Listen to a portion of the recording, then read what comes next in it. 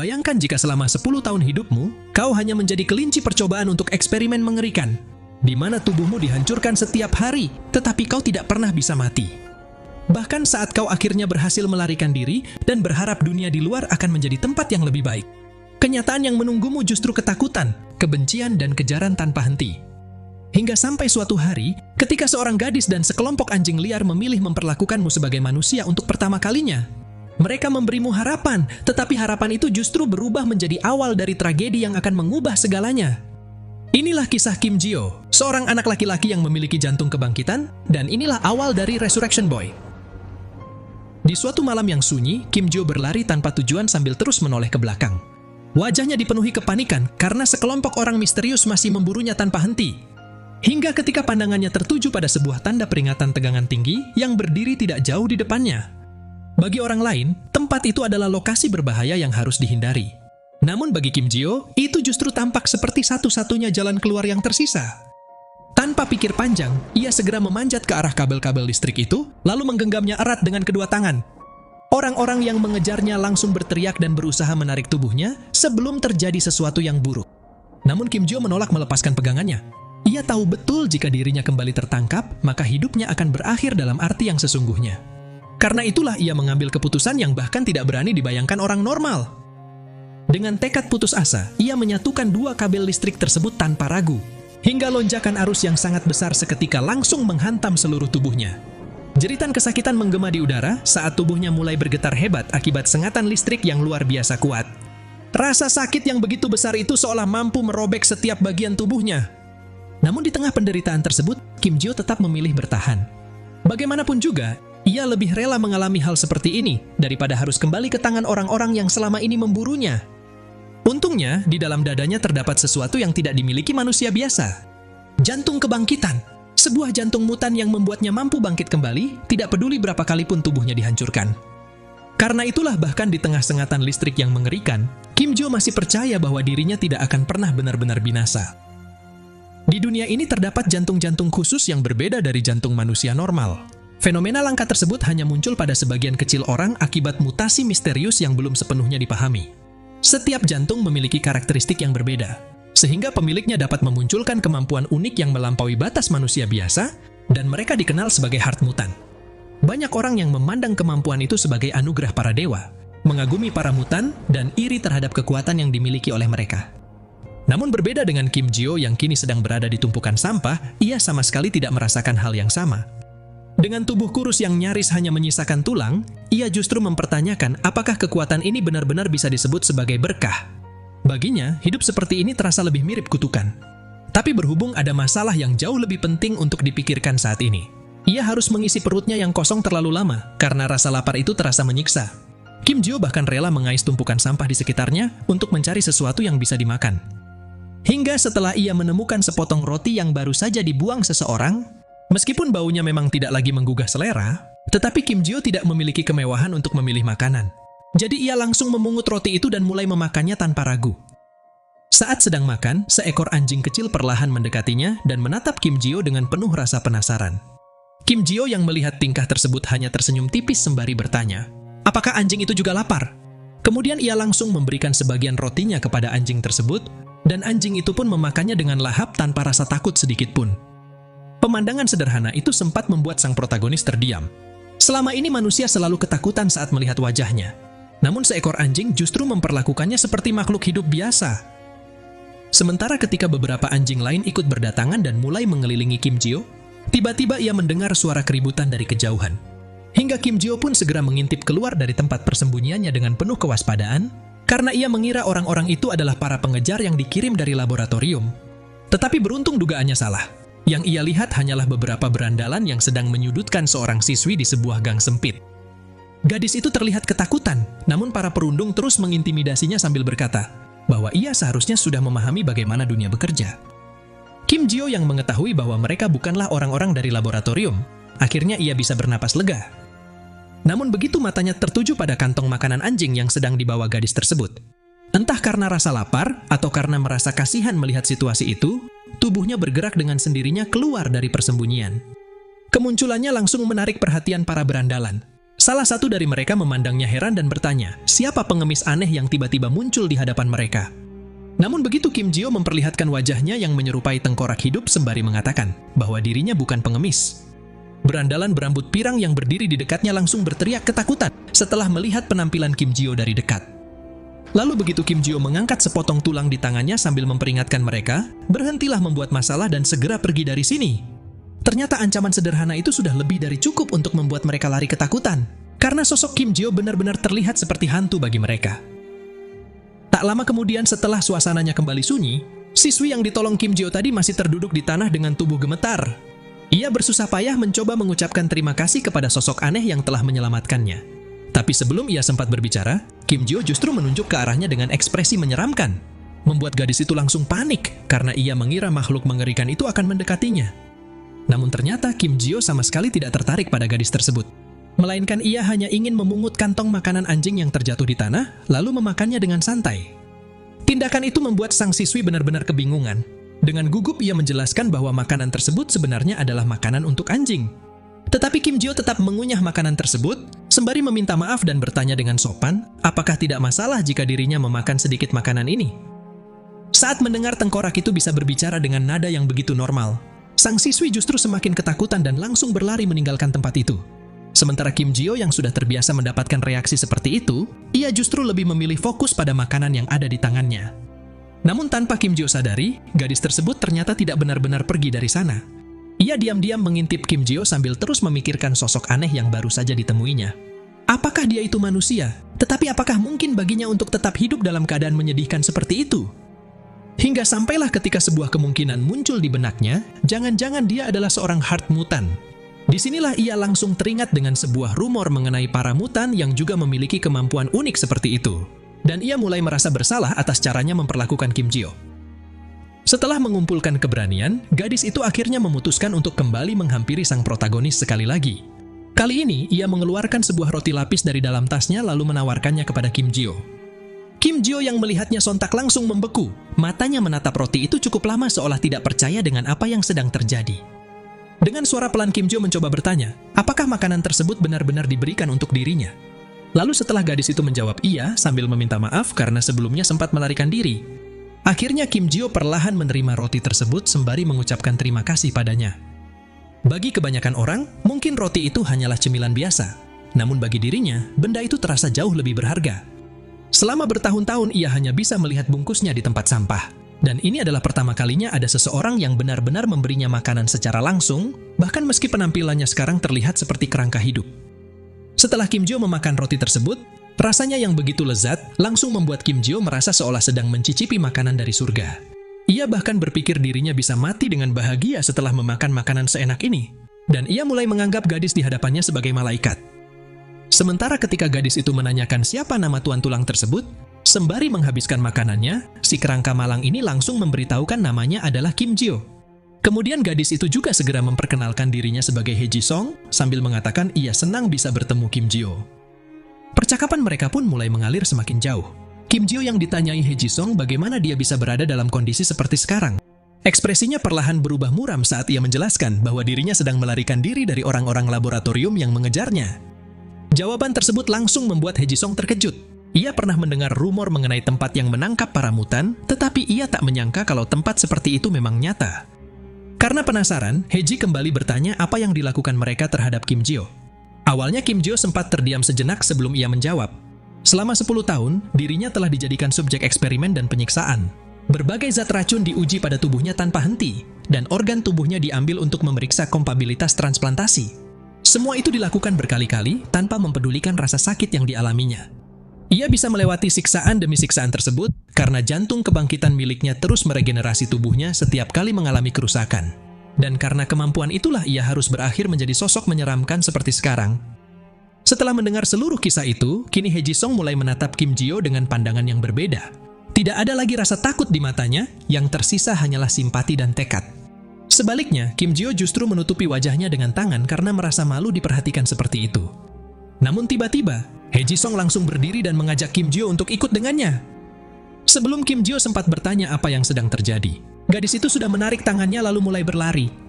Kim Jio hanya bisa mengikuti dari belakang dengan wajah bingung. Dalam hatinya ia tidak berhenti memikirkan satu hal yang sama. Untuk pertama kali dalam hidupnya, ada seorang gadis yang memegang tangannya tanpa rasa takut sedikit pun. Hingga kenyataan sederhana itu justru membuatnya merasa gugup dan malu. Tetapi sayangnya, momen tersebut tidak berlangsung lama. Karena tepat ketika mereka sedang berlari, tangan Kim Jio tiba-tiba terlepas tanpa disadari He Jisung. Dan begitu He Jisung baru menyadari bahwa yang sedang ia genggam hanyalah tangan kerangka tanpa tubuh. Seketika ia langsung menjerit karena panik, namun Kim Jio buru-buru menjelaskan bahwa hal seperti ini memang sering terjadi. Ia mengatakan bahwa tangannya hanya perlu dipasang kembali pada posisi yang benar dan nantinya akan menyambung sendiri. Hingga penjelasan tersebut akhirnya membuat He Jisung sedikit tenang meskipun ekspresinya masih terlihat canggung. Dan tak lama setelah itu, tujuan He Jisung yang sebenarnya akhirnya terungkap. Di sini terlihat Kim Jio yang berdiri dengan pakaian baru yang jauh lebih layak dari sebelumnya. Bahkan di kepalanya kini sudah terpasang sebuah wig hitam yang membuat penampilannya terlihat jauh lebih normal. He Jisung menjelaskan, ia sengaja membelikan semua itu karena pakaian lama Kim Jio sudah terlalu usang dan terlalu mencolok.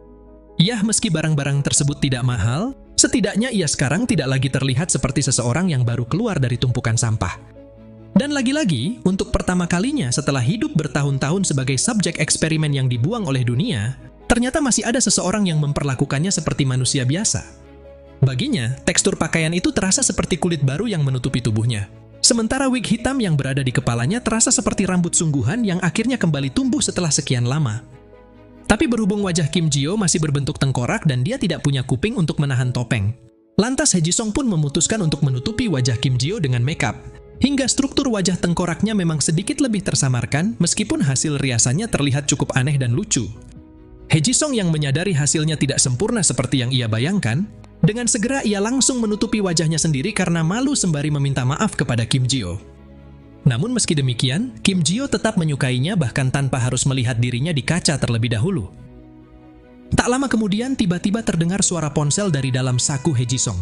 Ekspresinya mendadak jadi panik karena ia baru menyadari bahwa dirinya sudah terlambat untuk pergi ke akademi. Jadi setelah He Jisung mengatakan ia senang bisa bertemu dengan Kim Jio, akhirnya ia langsung pergi meninggalkan Kim Jio sembari memintanya menjaga anjing-anjing itu untuknya. Sementara Kim Jio sendiri hanya tersenyum memandangi kepergian He Jisung. Di dalam benaknya ia penasaran apakah gadis baik hati itu akan datang lagi besok untuk melihat anjing-anjing tersebut. Pikiran itu terus membuat Kim Jio merenung sepanjang malam. Ia kembali teringat dengan para peneliti di laboratorium yang hanya memperlakukannya seperti kelinci percobaan. Bahkan setelah berhasil melarikan diri, semua orang yang ia temui di luar selalu lari ketakutan saat melihat dirinya. Namun He Jisung berbeda, gadis itu tidak hanya memberinya makanan, dia juga memberinya pakaian, bahkan berbicara dengannya. Dan yang terpenting, He Jisung adalah orang pertama yang memperlakukan dirinya seperti manusia biasa. Sambil mengelus salah satu anjing yang berada di dekatnya, Kim Jio berterima kasih kepada anjing tersebut, karena jika ia tidak bertemu dengannya, mungkin ia takkan pernah bertemu dengan He Jisung. Lalu ketika anjing itu merespon ucapan Kim Jio dengan menjilati kacamatanya, akhirnya Kim Jio pun memikirkan untuk memberikan sebuah nama pada anjing tersebut dengan nama Gamja. Dan anehnya, ternyata anjing itu langsung menggonggong kecil seolah ia menyukai nama tersebut. Pikiran Kim Jio kemudian kembali melayang pada roti lapis yang diberikan He Jisung sebelumnya. Ia masih bisa mengingat rasa sayuran segar dan daging yang begitu lezat hingga sekarang. Semakin ia mengingat semua kebaikan yang diterimanya hari itu, semakin yakin pula dirinya bahwa He Jisung pasti seorang malaikat yang turun ke dunia. Sehingga perasaan hangat itu jadi membuat Kim Jio sangat ingin menantikan hari esok. Ia bahkan membayangkan bagaimana jika dirinya tetap tinggal di sana dan kembali bertemu dengan gadis itu. Namun begitu Kim Jio kembali teringat bahwa dirinya sedang dalam pengejaran laboratorium, kenyataan pahit yang menghantam pikirannya itu langsung membuat senyumnya memudar. Ia tahu keberadaannya dapat membahayakan siapapun yang berada di dekatnya. Jadi meskipun berat baginya, akhirnya Kim Jio membuat keputusan ia harus pergi dari sini agar He Jisung tidak ikut terseret dalam bahaya. Langkah demi langkah terus membawanya berjalan tanpa tujuan yang jelas. Hingga akhirnya ia tiba di dekat sebuah bangunan beton besar yang tampak sepi. Tubuhnya yang sudah lama tidak mendapatkan cukup nutrisi mulai menunjukkan batasnya, membuat dirinya sekali lagi harus kembali terkapar di tempat sampah. Sesaat kemudian ketika Kim Jio akhirnya tersadarkan oleh seekor tikus yang menerobos masuk ke dalam kerangka tubuhnya, sambil mengomeli dirinya sendiri karena tidur sembarangan.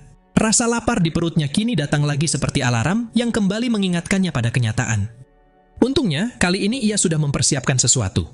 Lalu dengan bangga, Kim Jio langsung mengeluarkan sedikit makanan anjing yang sebelumnya ia simpan untuk keadaan darurat. Bahkan meski ia tahu makanan itu adalah makanan anjing, ia hanya perlu membayangkan roti lapis ketika memakannya dan berharap rasanya akan mirip.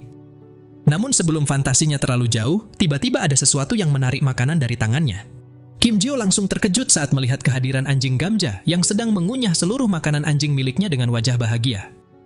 Sementara ketika ia memarahi anjing itu karena telah menghabiskan seluruh makanan tersebut, saat itulah Kim Jio baru menyadari ada yang aneh dengan situasi ini. Sebuah pertanyaan kemudian muncul di kepala Kim Jio. Bagaimana mungkin anjing ini bisa menemukan dirinya, padahal lokasi sebelumnya cukup jauh dari sini? Dan jika Gamja ada di sini, mungkinkah ada juga orang lain yang datang bersamanya? Namun belum sempat ia menyelesaikan pemikiran tersebut, sebuah suara yang sangat familiar tiba-tiba terdengar dari kejauhan. Sosok itu adalah He Jisong yang muncul di hadapannya dengan nafas terengah-engah. Ia terlihat kesal karena Kim Jio pergi begitu saja tanpa mengucapkan selamat tinggal. Sementara Kim Jio yang melihat kemunculannya justru merasa sangat senang, meskipun wajahnya sendiri tetap datar. He Jisong kemudian mengungkapkan bahwa ia sudah mencari Kim Jio sepanjang hari dengan mengikuti jejak bau Kim Jio yang dikenali oleh anjing-anjing ini. Sekali lagi ia memarahi Kim Jio karena nekat pergi sendirian. Apalagi sangat berbahaya bagi Kim Jio berkeliaran di tempat terbuka dengan keadaan seperti itu.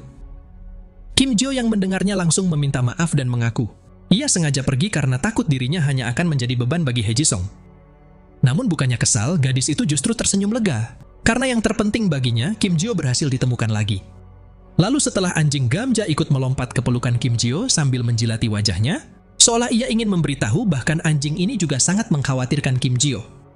He Jisong kemudian langsung mengeluarkan berbagai cemilan kue dan susu. Ia tahu Kim Jio pasti masih lapar karena sejak kemarin Kim Jio hanya makan satu roti lapis. Hingga setelah Heji memintanya untuk mencicipi kue cookies yang dicampur dengan susu. Kim Jio menatap makanan itu dengan penuh rasa penasaran. Ia bahkan sama sekali tidak mengenali nama makanan tersebut. Tapi begitu ia mencobanya dalam satu gigitan pertama, seketika langsung membuatnya menangis haru. Karena rasa manis yang meleleh di mulutnya sungguh terasa sangat lezat. Sementara ketika He Jisong tertawa lepas melihat reaksi Kim Jio yang sangat lucu, sesuatu yang tidak terduga tiba-tiba terjadi. Lengan Kim Jio yang hilang kini perlahan mulai beregenerasi, memunculkan tulang baru yang disusul dengan daging yang sedikit demi sedikit menutupi kerangkanya. He Jisong hanya bisa terpaku menyaksikan pemandangan itu. Dengan penasaran ia bertanya apakah proses penyembuhannya memang selalu berlangsung seperti ini, dan apakah bisa pulih seutuhnya dalam waktu beberapa hari. Namun Kim Jio segera menjelaskan kenyataannya tidak sesederhana itu. Sebab dengan kondisinya sekarang, tubuhnya bahkan butuh waktu bertahun-tahun untuk pulih sepenuhnya. Makanan memang membantu proses regenerasinya, tetapi pengaruhnya sangat kecil. Mendengar penjelasan itu, He Jisong kembali bertanya, apakah tidak ada metode lain yang bisa mempercepat proses regenerasi tersebut? Kim Jio sendiri sebenarnya mengetahui jawabannya, yaitu ia bisa menyerap darah dalam jumlah besar. Tapi Kim Jio lebih memilih berbohong karena tidak ingin membuat He Jisong ketakutan. Lalu ia mengatakan bahwa satu-satunya cara lain hanya bisa dilakukan di laboratorium. Setelah mendengarnya, kini He Jisong akhirnya mengerti mengapa hanya pihak laboratorium yang bisa memulihkan Kim Jio sepenuhnya. Sebab mereka perlu bereksperimen pada Kim Jio sesuai keinginan mereka. Dan karena itulah, mereka masih mengejar Kim Jio tanpa henti, tidak peduli dimanapun ia bersembunyi. Namun begitu mendengar pengakuan Kim Jio mengenai alasannya pergi diam-diam semalam, yaitu karena dia tidak ingin He Jisong ikut terseret dalam bahaya jika orang-orang laboratorium berhasil menemukannya. He Jisong justru mengambil keputusan yang tidak terduga. Ia langsung berdiri sambil mengatakan bahwa mereka harus pergi ke kantor polisi. Tetapi Kim Jio langsung menolak usulan tersebut, karena menurutnya polisi hanya akan menganggapnya sebagai monster lalu menangkapnya. Hingga setelah He Jisong mengungkapkan bahwa kakak perempuannya adalah seorang polisi, bahkan kakaknya juga merupakan seorang heart mutant. Pengakuan itu sontak membuat Kim Jio terdiam. Dengan ragu ia memastikan apakah He Jisong benar-benar serius, lalu gadis itu langsung mengangguk tanpa sedikit pun keraguan. Jadi meskipun Kim Jio masih belum bisa mempercayainya begitu saja, mengingat terlalu banyak pengkhianatan yang telah ia alami, membuatnya sulit membuka hati kepada siapapun. He Jisong tetap tidak menyerah. Ia terus meyakinkan Kim Jio agar mau mempercayainya sekali ini saja. Apalagi kakaknya adalah orang yang baik dan pasti bersedia membantu mereka. Setelah mendengar bujukan itu, Kim Jio kembali terdiam cukup lama. Ia memang masih menyimpan keraguan, tetapi untuk pertama kalinya ia mulai membuka pikirannya dan perlahan mempertimbangkan usulan He Jisong. Tak lama kemudian setelah He Jisong dan Kim Jio berpamitan kepada anjing-anjing yang mereka rawat bersama, Kim Jio bertekad kali ini ia tidak akan melarikan diri seperti pecundang lagi, dan ia pasti akan kembali untuk melihat anjing-anjing tersebut begitu semuanya selesai. Namun tepat ketika Kim Jio baru saja melangkah pergi sambil memikirkan setelah 3 tahun berlari dan dikejar, Apakah dengan kehadiran He Ji Song benar-benar bisa membantunya untuk hidup tanpa perlu melarikan diri? Tiba-tiba datang sebuah mobil yang melaju dengan cepat ke arah Kim Jio, hingga menabrak tubuh kerangka itu sampai terlempar dan jatuh terkulai di jalanan. He Ji yang melihatnya langsung membelalak panik mengkhawatirkan Kim Jio. Lalu pada detik berikutnya, muncul lagi seorang pria yang tiba-tiba mencengkram He Ji sambil berteriak, "Cepat tangkap bajingan mutan itu sebelum orang-orang berdatangan." Sejumlah preman kemudian langsung bergerak dan mencengkeram Kim Jio dengan erat. Sementara di sisi lain, seorang pria yang memimpin mereka terlihat sedang menyalakan rokok sebelum ia berkata kepada Kim Jio, "Akhirnya aku menemukanmu, dasar kerangka bajingan." Lalu setelah pria itu memerintahkan bawahannya untuk membawa Kim Jio sambil membalas semua perbuatannya. Sesaat kemudian terlihat 3 mobil hitam yang melaju kencang di jalanan, membawa He Ji Song di dalamnya sebagai sandera. Sementara Kim Jio justru diseret dengan tali di jalanan, hingga permukaan jalan itu terus mengikis tulangnya tanpa henti. Di sepanjang penderitaan itu, Kim Jio hanya bisa menyesali dirinya yang tidak mampu melakukan apapun. Dengan putus asa, ia mencoba meraih permukaan aspal dengan tangannya, tetapi justru melukai dirinya sendiri dalam proses itu. Ia sekali lagi menyalahkan dirinya sendiri, dan karena dirinya, He Ji Song yang tidak bersalah juga ikut dibawa oleh mereka. Dengan tangannya yang terus terkikis, Kim Jio tidak berhenti berusaha berpegangan tanpa mempedulikan rasa sakitnya. Namun apalah daya, kecepatan mobil yang melaju semakin kencang justru membuat tubuhnya terpental berkali-kali, membuatnya mulai mengutuk kemampuan jantung kebangkitan miliknya yang tidak berguna seperti sampah. Bahkan yang lebih buruk lagi, ia tidak bisa melakukan apapun untuk menyelamatkan He Ji Song. Tanpa harapan, Kim Jio hanya bisa memohon dalam hatinya agar seseorang muncul dan menghentikan situasi ini. Dan pada saat itulah, sekelompok anjing yang dipimpin oleh Gamja berhasil mengejar mobil para preman tersebut.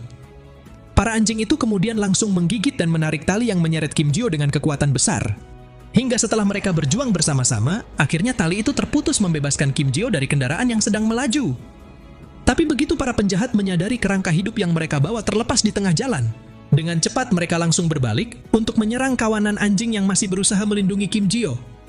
Sementara di sisi Kim Jio yang melihat kedatangan mereka, ia hanya bisa berharap dalam keputusasaan agar mereka tidak melukai anjing-anjing tersebut. Namun tanpa mempedulikan Kim Jio, para penjahat itu justru langsung menyerang semua anjingnya tanpa ampun. Kim Jio yang semakin merasa bersalah atas kejadian ini, dengan susah payah ia mencoba bangkit sambil memikirkan cara untuk membantu anjing-anjing tersebut. Hingga ketika ia melihat darah di kaki salah satu penjahat yang digigit oleh Gamja. Saat itulah Kim Jio baru menyadari bahwa dirinya masih bisa menyerap darah penjahat itu untuk mempercepat regenerasinya. Namun belum sempat Kim Jio menyeret tubuhnya yang hancur bisa mencapai cairan merah kental yang tumpah di depannya. Sialnya ia sudah terlambat karena anjing-anjing yang ingin diselamatkannya justru telah terkapar tak berdaya. Mata Kim Jio langsung membelalak diliputi amarah yang begitu besar saat melihat pemandangan tragis tepat di depannya. Ia sadar bukan hanya Gamja saja yang tumbang, tapi semua anjing lainnya juga sudah dilumpuhkan oleh para penjahat itu. Kim Jio yang melihatnya sontak jadi teringat kembali dengan kenangan 10 tahun penderitaannya, di mana ia yang terus menjalani rutinitas penyiksaan dengan tubuh yang dihancurkan setiap hari. Lalu para ilmuwan kembali memulihkannya dengan menyuntikkan darah, hanya untuk melakukan eksperimen mengerikan itu lagi. Meski begitu, Kim Jio tidak bisa mati bahkan jika ia menginginkannya. Jadi karena itulah ia merencanakan pelarian, dan dengan sedikit keberuntungan ia berhasil melarikan diri dari laboratorium. Namun kenyataan di dunia luar yang ia dapati justru berlawanan dengan harapannya. Orang-orang di luar membenci dirinya, bahkan semua orang yang ia temui hanya melihatnya sebagai monster menyeramkan. Hingga sampailah ketika ia bertemu He Ji dan anjing-anjing yang memperlakukannya dengan baik selayaknya manusia normal. Secara tidak langsung, dorongan demi melindungi mereka yang berharga baginya telah memicu jantungnya untuk mengalami reawakening. Di sini terlihat Kim Jio yang tanpa sadar mulai menyerap darah anjing yang terluka di sekelilingnya, hingga cairan merah itu seketika bergerak dengan sendirinya dan tertarik ke arah tubuh Kim Jio. Lalu begitu semua cairan merah itu menyelimuti tubuh Kim Jio seperti pusaran angin, satu persatu bagian tubuhnya mulai beregenerasi melapisi tulang-tulangnya dengan daging. Dan alhasil, pemuda malang itu akhirnya telah mendapatkan wujud manusia seutuhnya. Kim Jio yang baru pertama kali melakukan regenerasi penuh seperti ini, sontak ia jadi sangat terkejut dan senang melihat tubuhnya yang bisa utuh kembali, sama seperti saat ia masih muda yang dipenuhi energi. Namun kegembiraan itu seketika lenyap setelah ia menyadari kenyataan pahit bahwa dirinya bisa sembuh total berkat menyerap darah anjing-anjing yang terkapar di sekitarnya. Sementara ketika para penjahat mulai ketakutan setelah melihat kebangkitan Kim Jio, salah satu dari mereka malah nekat ingin menyerang bocah itu selagi dia lengah. Tetapi bahkan tanpa perlu menoleh, Kim Jio langsung melayangkan pukulan penuh amarah yang menghantam wajah pria itu, hingga tubuhnya terpental dengan kekuatan luar biasa dan menjebol pintu mobil di belakangnya. Melihat pemandangan tersebut, para penjahat yang tersisa langsung gemetar ketakutan, bahkan tidak seorang pun yang berani untuk bergerak. Lalu begitu Kim Jio berlutut sambil memeluk anjing Gamja yang tidak berdaya lagi, dengan amarahnya yang telah memuncak, Kim Jio pun berkata pelan namun penuh intimidasi. Aku tahu cara yang paling menyakitkan untuk membuat seseorang mati. Jadi bagi siapapun yang menjawab pertanyaanku lebih dulu, kau bisa saja kuampuni. Sekarang jawab pertanyaanku, kemana kalian membawa Heji? Setelah 10 tahun hidup sebagai bahan eksperimen, untuk pertama kalinya Kim Jio berhenti melarikan diri. Namun kebangkitan kekuatannya bukanlah akhir dari penderitaannya. Justru sejak detik itu, semua orang yang berada di balik laboratorium akan segera menyadari satu kenyataan. Mangsa yang selama ini mereka buru, kini telah berubah menjadi pemburu. Dan perjalanan balas dendam Kim Jio baru saja dimulai. Sementara itu di sisi lain yang jauh dari tempat Kim Jio berada, sebuah karung yang menutupi kepala Heji akhirnya dilepaskan dengan kasar. Gadis itu langsung terjatuh dalam posisi berlutut sambil mengatur napasnya yang memburu. Matanya bergerak ke segala arah dengan penuh kepanikan, berusaha memahami di mana dirinya berada. Di sudut ruangan terlihat beberapa tubuh yang tergeletak di lantai, sementara bercak darah yang belum mengering membuat suasana terasa semakin mencekam. Namun belum sempat Heji memahami apa yang sedang terjadi. Seorang pria langsung menjambak rambutnya dengan kasar sambil mengeluhkan Heji yang terlalu berisik. Lalu setelah ia mencondongkan wajahnya dan bertanya, apakah Heji punya nyawa cadangan sampai berani berteriak di tempat ini? Saat itu ia langsung mengeluarkan foto Kim Jio sembari mengatakan, kalau kau mau menyalahkan seseorang, jangan salahkan kami. Salahkan saja tengkorak brengsek itu. Kau jadi ikut terseret ke dalam masalah ini karena sudah membantunya. Jadi kalau kau tidak mau mati, tutup mulutmu dan diam di sini. Sementara tepat ketika pria itu berbisik lebih dekat, tidak akan ada yang peduli meskipun beberapa orang hilang dan mati di tempat ini. Kalimat itu langsung membuat tubuh Heji membeku sepenuhnya dalam rasa takut yang tidak bisa ia kendalikan. Namun di tengah tekanan itu, ponsel pria tersebut tiba-tiba berdering keras, memotong suasana intimidasi yang menekan. Ia menjawabnya dengan nada kesal sambil bertanya, mengapa orang yang menghubunginya belum datang ke lokasi, dan di mana tengkorak brengsek itu sekarang? Lalu begitu anak buahnya melaporkan kekacauan yang terjadi terkait Kim Jio dan kawanan anjing yang ikut terlibat. Laporan tersebut membuat situasinya semakin tidak jelas. Terlebih lagi ketika disebutkan bahwa kerangka itu tiba-tiba berubah menjadi manusia. Sang bos yang mendengarnya langsung meledak marah, meneriaki bawahannya agar berbicara dengan benar. Namun begitu bawahannya kembali menjelaskan soal kawanan anjing yang datang membantu Kim Jio, dan sekarang tengkorak itu sudah kabur. Dengan amarah yang semakin memuncak, sang bos kembali menegaskan kepada bawahannya, jika mereka gagal membawa kembali target itu, maka kepala mereka semua akan diledakkan. Kemudian setelah ia menutup teleponnya dengan membantingnya ke lantai, pria itu kembali mencengkeram Heji sambil menanyakan di mana keberadaan kerangka yang mereka cari. Namun karena Heji menjawab bahwa ia tidak tahu di mana Kim Jio sekarang, dengan seringai dingin pria itu langsung mengeluarkan pisau dan mengarahkannya kepada Heji, seolah siap membuat beberapa lubang di tubuhnya untuk memaksanya memberitahukan keberadaan Kim Jio. Heji yang sudah berada di ambang kepanikan hanya bisa menangis dalam diam sambil mengingat perkataan Kim Jio mengenai dirinya yang sedang dikejar. Karena itulah, ia mencoba untuk tetap bersikap bodoh agar tidak terjadi sesuatu yang lebih buruk. Untungnya tepat ketika pisau tersebut semakin dekat ke wajah Heji, tiba-tiba ada sesuatu yang terlempar dengan keras di sampingnya, hingga sang bos pun mendapati salah satu anak buahnya yang terhempas menghantam lantai. Di tengah suasana yang masih dipenuhi ketegangan, seluruh perhatian orang-orang di ruangan itu langsung teralihkan ke arah pintu masuk. Tanpa ada yang menyadari sejak kapan ia datang, sesosok pemuda telah berdiri di ambang pintu dengan rambut yang menutupi sebagian wajahnya. Sementara tubuhnya memancarkan aura dingin yang langsung membuat ruangan terasa jauh lebih sunyi. Sang pemimpin kelompok itu sontak mengernyitkan dahinya, karena ia sama sekali tidak mengenali sosok asing tersebut. Sedangkan anak buahnya tampak saling berpandangan dengan kebingungan, mencoba menebak siapa bocah kurus yang berani datang sendirian ke markas mereka. Hingga sampailah keheningan itu akhirnya dipecahkan oleh salah satu preman yang melangkah maju sambil tertawa meremehkan. Ia memanggil pemuda itu sebagai pengemis dan bertanya dengan nada mengejek siapa pengemis ini sebenarnya. Namun belum sempat ejekan tersebut berakhir. Dalam sekejap tangan Kim Jio sudah mencengkeram leher pria itu dan mengangkat tubuhnya ke udara hanya dengan satu tangan. Pria tersebut langsung meronta-ronta dalam kepanikan. Sementara wajahnya berubah pucat karena tidak percaya bocah yang tampak kurus itu memiliki kekuatan sebesar ini. Kim Jio kemudian menatap pria itu tanpa sedikit pun menunjukkan belas kasihan. Ia mengungkapkan tujuannya datang ke tempat ini hanya untuk membalas dendam. Bukan demi dirinya sendiri, melainkan demi anjing-anjing yang mati karena ulah mereka. Kalimat itu sontak membuat suasana berubah jadi semakin mencekam. Sang pemimpin yang naik pitam kemudian langsung memerintahkan seluruh anak buahnya untuk menyerang. Beberapa pria segera berlari ke arah Kim Jio dan melayangkan pukulan bertubi-tubi. Tetapi pemuda itu bahkan tidak bergeming ketika sebuah pukulan keras menghantam wajahnya. Lalu dalam satu gerakan cepat, Kim Jio langsung membalas dengan sebuah pukulan telak ke dagu lawannya, hingga pria tersebut terlempar beberapa meter ke belakang sambil memuntahkan darah. Saat melihat kesempatan itu, seorang pria langsung menerjang dari belakang dan berusaha menahan tubuh Kim Jio. Sementara satu orang lainnya segera menghantam wajah Kim Jio dengan serangan lutut, berharap bocah tersebut akan tumbang. Namun alih-alih melemah, sorot mata Kim Jio justru berubah semakin tajam sebelum ia menghantam pria di depannya dengan sundulan keras, sambil mengangkat tubuh pria yang mencengkram tangannya untuk ia banting ke lantai. Pemandangan itu telah membuat seluruh preman yang masih berdiri mulai kehilangan kepercayaan diri mereka. Karena baru kali ini, mereka menghadapi manusia yang memiliki kekuatan monster. Di tengah keheningan yang mulai menyelimuti ruangan, Kim Jio kembali menatap satu persatu lawannya dengan ekspresi dingin. Ia bertanya, apakah mereka dikirim oleh laboratorium Hermes untuk menangkapnya? Heiji yang mendengar nama laboratorium tersebut, sontak ia langsung terkejut dan sulit mempercayai. Apakah pemuda di hadapannya ini benar-benar Kim Jio yang pernah ia temui sebelumnya? Sementara di sisi sang pemimpin yang teringat pada peringatan dari pihak laboratorium mengenai target mereka yang mungkin tidak akan bisa dikenali lagi setelah mengalami regenerasi. Akhirnya ia mulai menyadari, ternyata bocah kurus yang berdiri di hadapannya bukanlah orang asing, melainkan dia adalah kerangka hidup yang selama ini diburu oleh laboratorium. Kesadaran itu seketika membuat suasananya berubah drastis. Sang pemimpin langsung mengangkat pistolnya dan melepaskan tembakan ke arah Kim Jio, hingga peluru tersebut menghantam tubuh pemuda itu dengan keras. Kemudian setelah ia tersenyum puas karena target yang selama ini mereka cari akhirnya muncul dengan sendirinya. Tanpa membuang waktu, ia segera memerintahkan seluruh anak buahnya untuk mengeluarkan senjata mereka.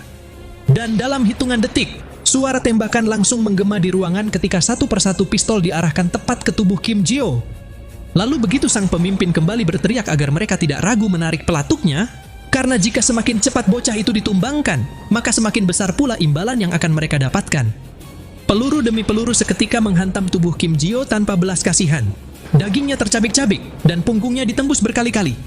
Sementara benturan logam yang terus-menerus menghancurkan tulang-tulangnya telah membuat tubuhnya perlahan kehilangan kekuatan untuk tetap berdiri. Bahkan ketika salah satu peluru menembus paru-parunya, napas Kim Jio mulai terasa semakin berat di tengah hujan peluru yang tidak kunjung berhenti. Melihat pemandangan mengerikan itu, Heiji langsung berteriak putus asa sambil memohon agar mereka menghentikan tembakan tersebut. Namun tidak ada seorang pun yang menggubris teriakannya. Sang pemimpin justru terus memerintahkan anak buahnya untuk menembak tanpa ampun hingga memastikan bocah itu tidak mampu beregenerasi lagi. Dan pada akhirnya, setelah menerima rentetan tembakan yang seolah tidak pernah habis, Kim Jio pun tumbang dengan seluruh tubuhnya yang dipenuhi lubang peluru, sementara darahnya yang mengalir telah memenuhi lantai di sekitarnya. Sang pemimpin kemudian langsung bersorak gembira saat melihat target mereka akhirnya berhasil dilumpuhkan. Namun sayangnya, ternyata kemenangan itu hanya berlangsung sesaat. Karena di tengah keheningan yang semakin mencekam, jari tangan Kim Jio tiba-tiba bergerak dan mulai menyerap darah yang menggenang di lantai mengalir ke tubuhnya. Bahkan bukan hanya darah miliknya, tetapi darah para anak buah yang telah tumbang juga ikut bergerak dengan sendirinya menuju satu titik yang sama. Lalu begitu jantung kebangkitan di dalam tubuh Kim Jio mulai memancarkan cahaya terang, seorang pria yang melihat pemandangan itu langsung berteriak panik memanggil bosnya. Karena tubuh Kim Jio yang tadi mereka anggap telah mati, kini mulai bangkit kembali. Darah yang berkumpul di sekelilingnya seolah menyelimuti seluruh tubuh Kim Jio, membuat pemandangan itu terlihat jauh lebih mengerikan.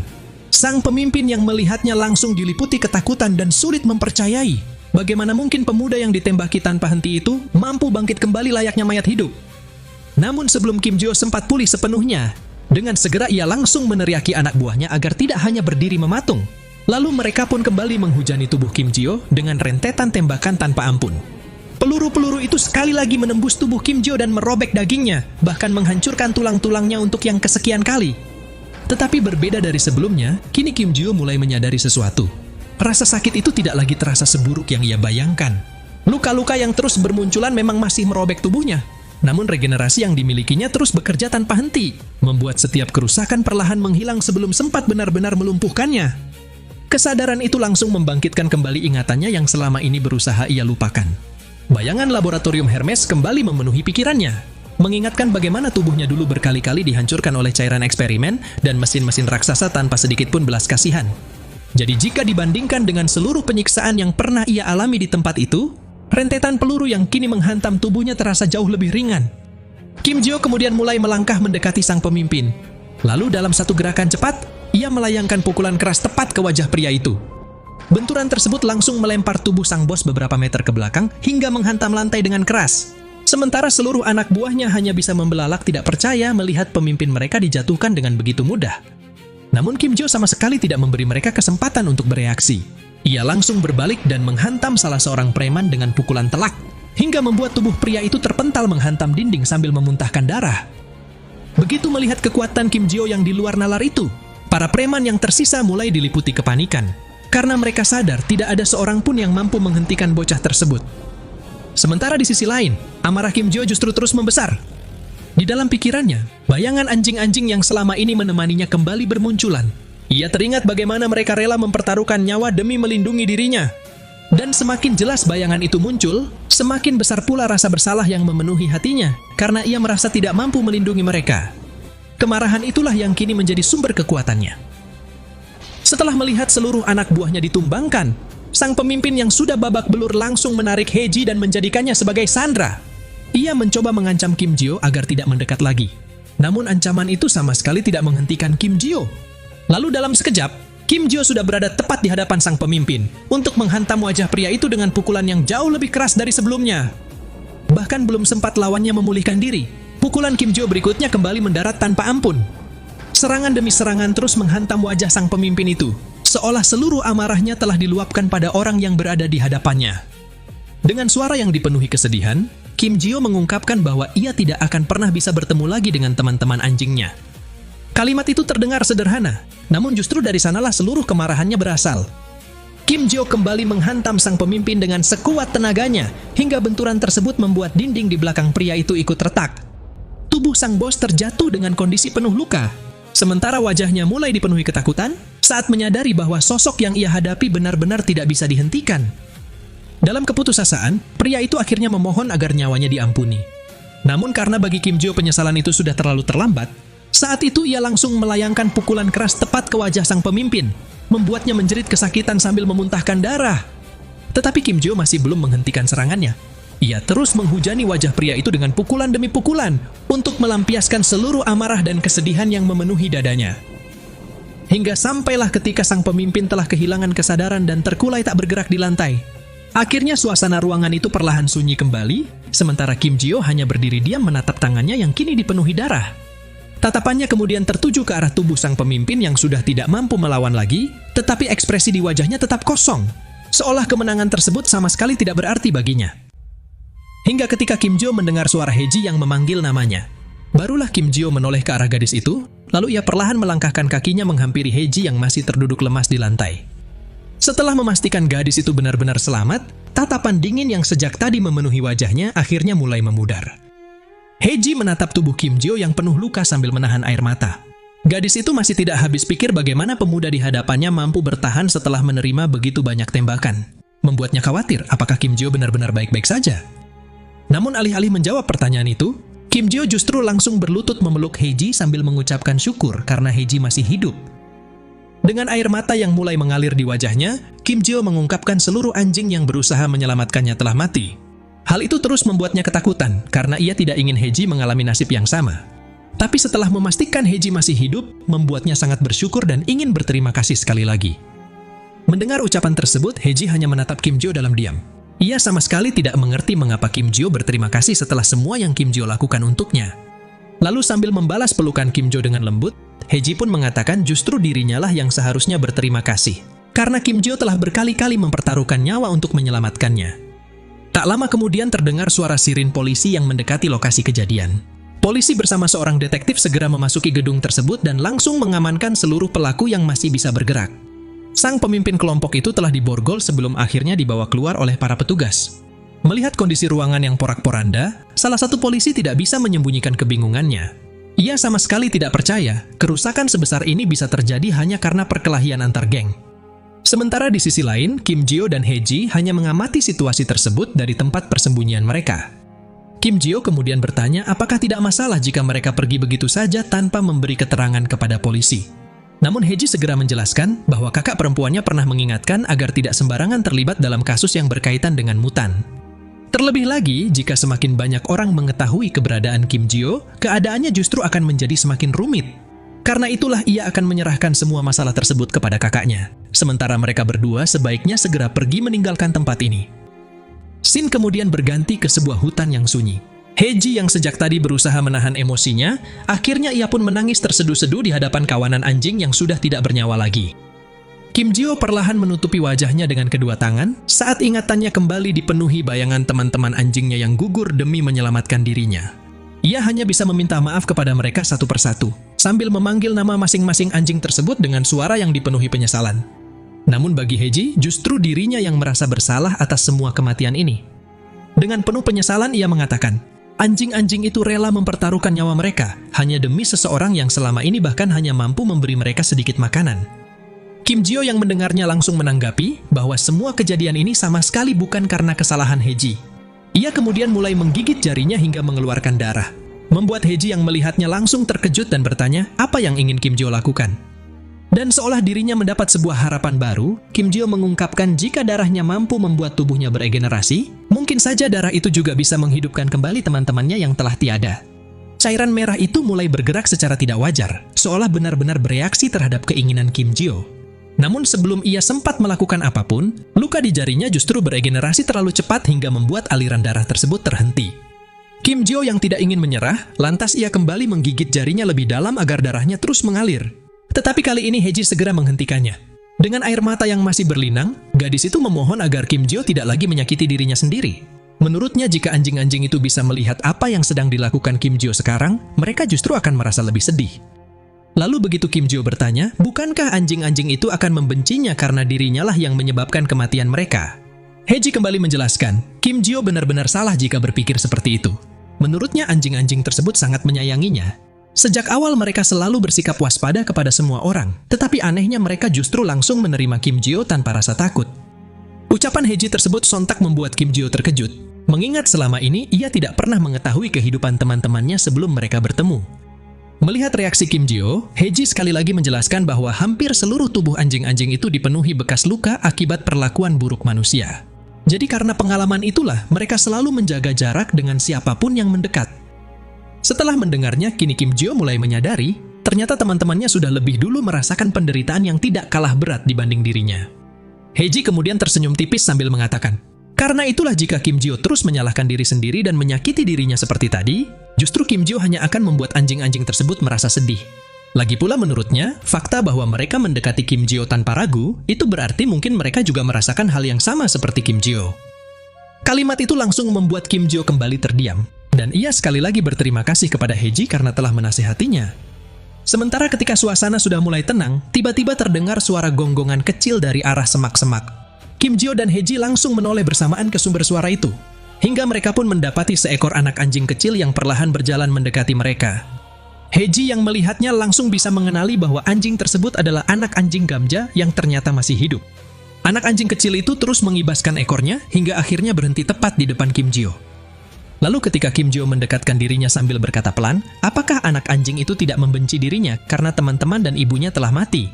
Sebagai jawaban, anak anjing itu hanya menjilat pelan tangan Kim Jio tanpa rasa takut dan tanpa kebencian. Yang ada hanyalah kasih sayang yang sama seperti sebelumnya, bahkan ia langsung tertidur lelap di pelukan Kim Jio. Heji yang melihat pemandangan tersebut, ia mulai memikirkan apa yang harus dilakukannya saat ini. Mengingat orang-orang dari laboratorium Hermes pasti belum berhenti memburu Kim Jio, dan ia juga tidak mungkin meninggalkan anak anjing yang selamat itu sendirian. Akhirnya Heji segera berjalan sedikit menjauh dan mengambil ponselnya.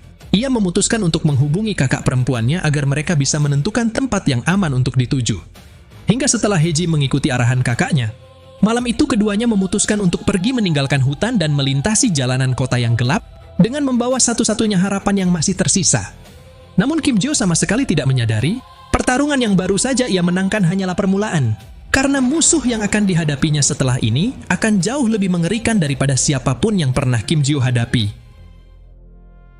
Setelah berjalan beberapa saat, akhirnya Kim Jio dan Heiji tiba di sebuah apartemen yang cukup besar. Melihat tempat tinggal semewah itu, Kim Jo hanya bisa berdiri terpaku sampai Heiji mempersilahkannya masuk dan menyuruhnya menganggap tempat itu seperti rumah sendiri. Namun Kim Jo justru ragu karena merasa dirinya hanyalah orang berbahaya yang sedang diburu. Mendengar ucapan itu, Heiji hanya tersenyum lalu berkata, mengingat Kim Jo bahkan sudah mempertaruhkan nyawa untuk melindunginya, jadi tidak ada alasan untuk takut lagi. Sesaat setelah masuk ke dalam apartemen, perhatian Kim Jo justru tertuju pada bayangannya sendiri di cermin.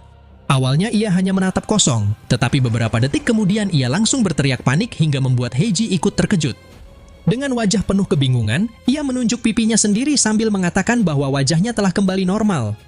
Selama bertahun-tahun berada di laboratorium, tubuhnya memang memiliki kemampuan regenerasi yang sangat lambat, sehingga luka di wajahnya tidak pernah benar-benar pulih. Para ilmuwan hanya terus menjadikannya bahan eksperimen tanpa pernah memberinya kesempatan untuk sembuh. Karena itulah untuk pertama kalinya setelah sekian lama, ia akhirnya bisa melihat seperti apa wajah aslinya. Heiji yang mendengar cerita itu sampai terdiam, lalu saat ia bertanya berapa sebenarnya usia Kim Jo, pemuda itu sempat menghitung pelan sebelum mengingat bahwa dirinya dibawa ke laboratorium saat masih berusia 7 tahun. Dan selama 10 tahun, ia menghabiskan hidupnya sebagai kelinci percobaan sebelum akhirnya berhasil melarikan diri. Mendengar jawaban itu, Heiji langsung menyemburkan air yang sedang diminumnya. Ia sama sekali tidak menyangka Kim Jo ternyata baru berusia 17 tahun, bahkan seusia dengannya. Gadis itu pun langsung memprotes, kenapa selama ini Kim Jo membiarkannya memanggilnya paman. Namun begitu Kim Jo menjawab bahwa ia hanya merasa senang karena untuk pertama kalinya ada seseorang yang memperlakukannya seperti manusia. Pengakuan sederhana itu membuat Heiji tak mampu berkata apa-apa. Ia merasa kisah hidup pemuda itu benar-benar menyedihkan. Singkat cerita, malam itu pun mereka menghabiskan waktu dengan makan malam bersama. Bagi Heiji, menu nasi dengan telur dan kecap hanyalah makanan biasa. Tetapi bagi Kim Jo, hidangan sesederhana itu terasa seperti makanan terenak yang pernah ia rasakan selama hidupnya. Sesaat kemudian, Heiji meminta Kim Jo beristirahat di sofa sambil mengatakan bahwa kakaknya tidak bisa pulang malam ini karena masih menangani pekerjaan yang mendadak. Dan sekali lagi malam itu terasa seperti mimpi bagi Kim Jo. Ia tidak pernah membayangkan bisa mandi menggunakan air hangat, makan dengan tenang, lalu tidur di atas sofa yang begitu empuk di rumah yang aman. Bahkan meski sempat panik karena mengira anak anjing yang diselamatkannya tersedak, keduanya akhirnya tiduran bersama di sofa. Kim Jo kemudian memutuskan memberi nama anak anjing itu sebagai Gamja Kentang Goreng. Sebuah nama yang terdengar aneh, tetapi justru membuatnya tersenyum untuk pertama kalinya setelah sekian lama. Sambil memeluk kentang goreng, Kim Jo mulai menyadari seperti inilah rasanya memiliki kehidupan yang normal. Ada makanan hangat, tempat tidur yang nyaman, dan seseorang yang menerimanya tanpa rasa takut. Namun jauh di dalam hatinya, ia sadar kebahagiaan seperti ini dapat hilang dalam sekejap. Kim Jo kembali teringat pada kenangan buruknya saat masih berada di laboratorium. Saat itu seluruh mutan yang dijadikan bahan eksperimen akhirnya berhasil melakukan pelarian besar-besaran.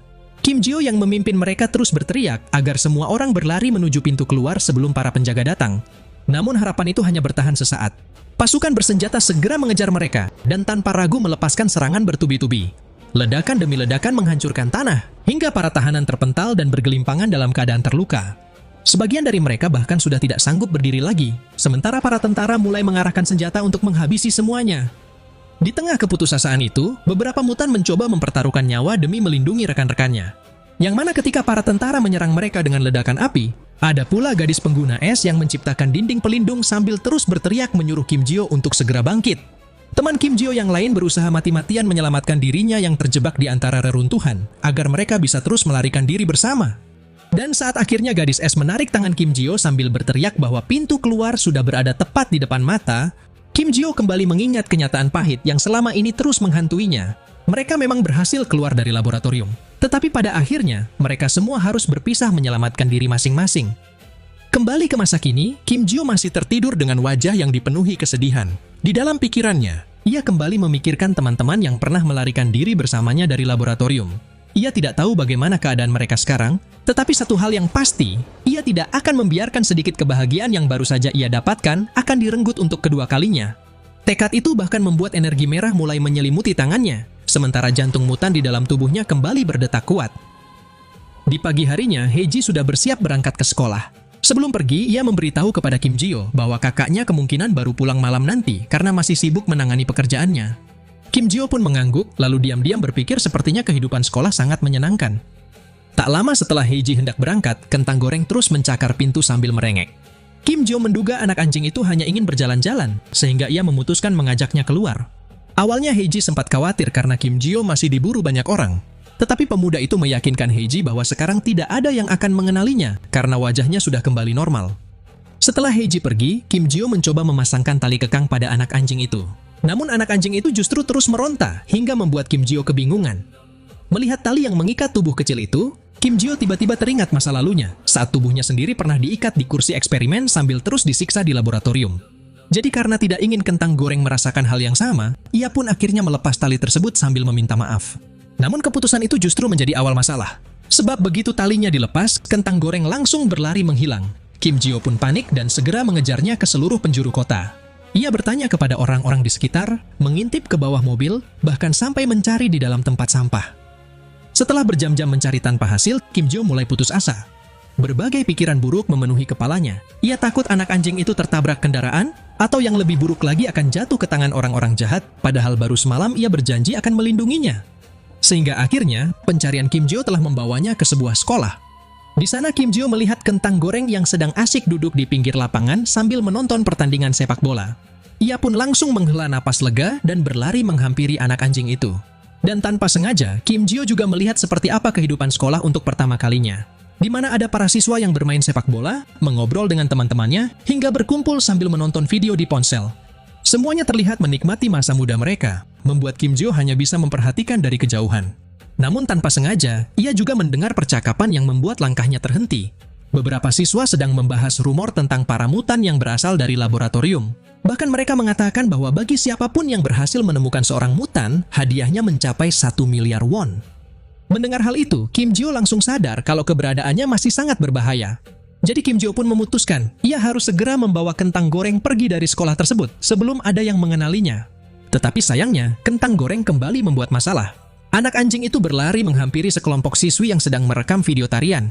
Dan karena merasa gemas, salah satu dari mereka langsung menggendong kentang goreng dan mengajaknya berfoto. Sementara Kim Jio hanya bisa mengintip dari balik pohon, hingga pantulan tubuhnya tiba-tiba terlihat di layar ponsel siswi tersebut. Mereka langsung terkejut dan mengira Kim Jio adalah seorang penguntit. Kim Jio pun buru-buru meminta maaf sambil menjelaskan bahwa dirinya hanya sedang mencari anak anjing tersebut. Tetapi anehnya, setelah melihat wajahnya lebih jelas, para siswi itu justru berubah sikap. Mereka mulai memuji wajah Kim Jio yang tampan dan mengira kalau dia adalah murid baru di sekolah itu. Salah seorang gadis bernama Min Jong bahkan tanpa ragu mengajaknya untuk ikut membuat video bersama. Namun karena Kim Jio menolaknya, lantas ia kembali mencoba meminta akun Instagram Kim Jio agar bisa saling mengikuti. Dan kocaknya, permintaan sederhana itu justru membuat Kim Jio benar-benar kebingungan. Ia bahkan tidak tahu apa itu Instagram. Mendengar jawaban tersebut, Min Jong dan teman-temannya hanya bisa terdiam karena tidak menyangka masih ada anak seusia mereka yang sama sekali tidak mengenal media sosial. Teman-teman Min Jong sama sekali tidak percaya gadis itu baru saja ditolak untuk pertama kalinya.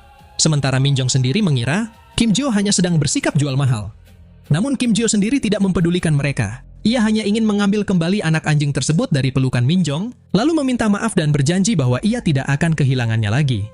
Tapi tanpa mereka sadari, semua kejadian itu ternyata sedang diperhatikan oleh seorang perundung bernama Taegu. Dan karena si Taegu ini sangat cemburu saat melihat Min Jong berbicara dengan pria lain, sontak ia langsung merebut sebuah bola dan menendangnya dengan sekuat tenaga ke arah Kim Jio. Bola itu melesat seperti rudal, sementara Kim Jio yang menyadari dirinya tidak akan sempat menghindar, ia pun hanya memeluk kentang goreng sekuat mungkin agar anak anjing itu tidak terluka. Lalu pada detik berikutnya, bola itu akhirnya menghantam wajah Kim Jio dengan keras hingga darah langsung menetes dari hidungnya. Namun alih-alih mengkhawatirkan dirinya sendiri, Kim Jio yang kesal justru langsung menuntut permintaan maaf dari Taegu karena anjingnya hampir saja terluka.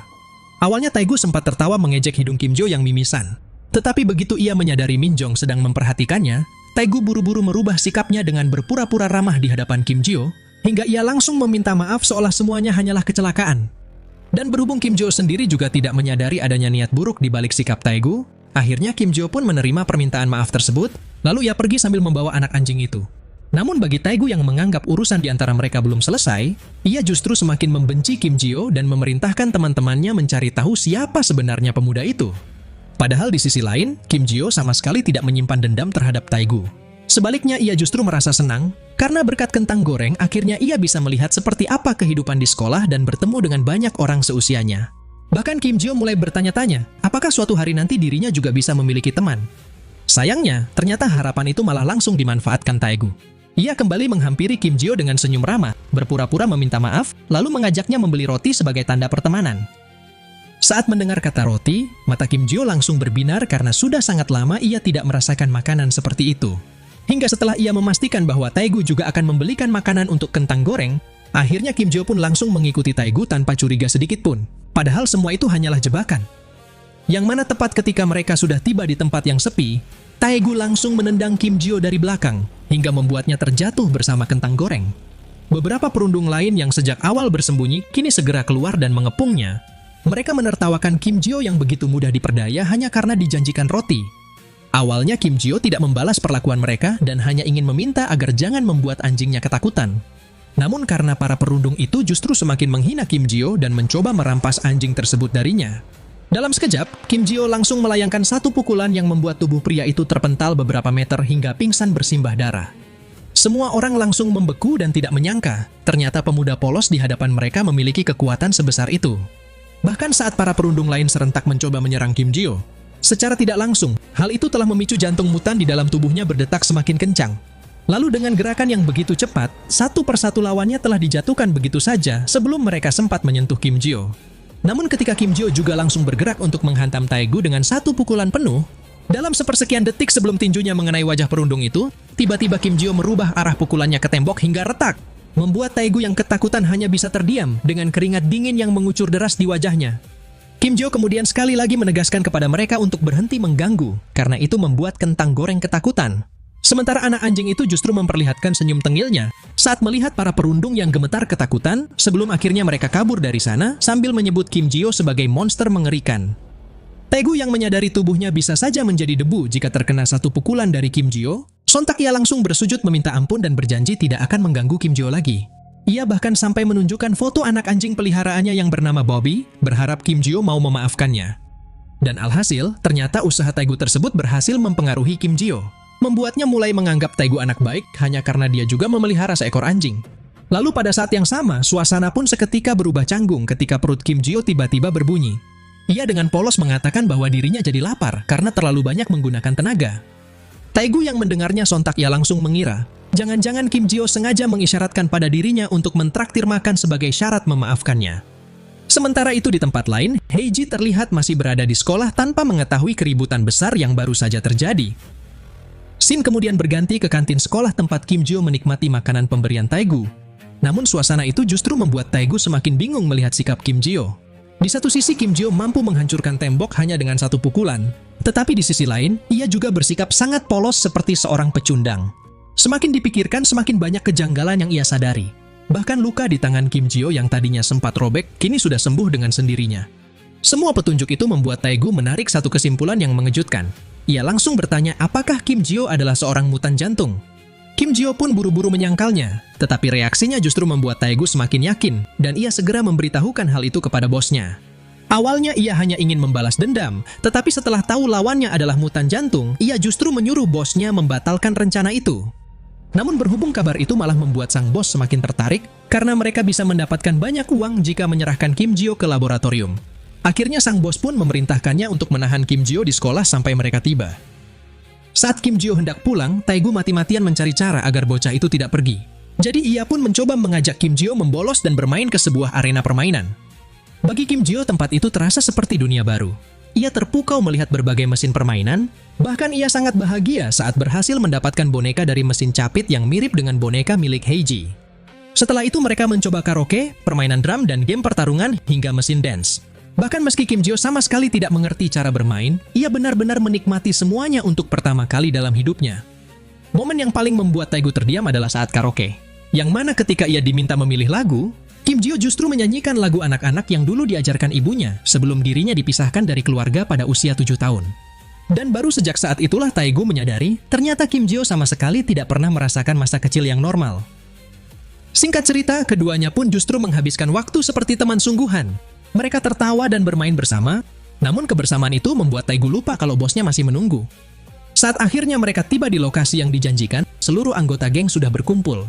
Bos Taegu langsung menghajarnya karena mengira ia sengaja mempermainkan mereka. Dan di tengah amarah bosnya tersebut, Taegu justru teringat dengan semua yang dialami Kim Jio. Ia ingat bocah itu hanya memiliki anak anjing sebagai keluarga, sama seperti dirinya yang sangat menyayangi anjing peliharaannya. Ia mengaku Kim Jio hanyalah anak lemah yang bahkan kelelahan setelah bermain game seharian, Dan semua cerita tentang Kim Jio yang merupakan seorang mutan jantung hanyalah kesalahpahaman. Dengan kebohongan itu, Taegu berusaha mengalihkan perhatian mereka demi memberi Kim Jio kesempatan untuk pergi dengan selamat. Namun kebohongan itu malah langsung dibalas dengan satu tendangan keras, hingga tubuhnya terpental menghantam tembok. Dan belum sempat Taegu bangkit, sang bos kembali menginjak kepala Taegu tanpa ampun. Lalu anak buah lain juga diperintahkan untuk menghajar Taegu, sampai dia mau mengatakan yang sebenarnya. Kejadian itu membuat Taegu kembali teringat masa kecilnya saat selalu dipukuli oleh para perundung. Waktu itu sang bos yang ada di hadapannya ini adalah sosok yang datang menyelamatkannya. Dan sejak saat itulah, Taegu selalu mengagumi sosok bosnya tersebut dan bercita-cita ingin menjadi orang keren sepertinya. Tetapi lamunannya seketika buyar saat sang bos kembali berjongkok di depan Taegu sambil mengatakan, bahkan meskipun ia mengakui bahwa Taegu adalah bawahan yang setia dan loyal, sayangnya kesetiaan tidak akan menghasilkan uang. Jadi menurutnya, menjual Kim Jio jauh lebih menguntungkan daripada mempertahankan harga diri. Mendengar hal itu, Taegu akhirnya memberanikan diri berkata bahwa orang yang selama ini ia kagumi ternyata sama sekali tidak keren. Ia bahkan menyebut bosnya bodoh. Ucapan tersebut sontak langsung membuat suasana semakin mencekam. Bosnya menjadi murka dan bersiap mengakhiri Taegu dengan rantai besi di tangannya.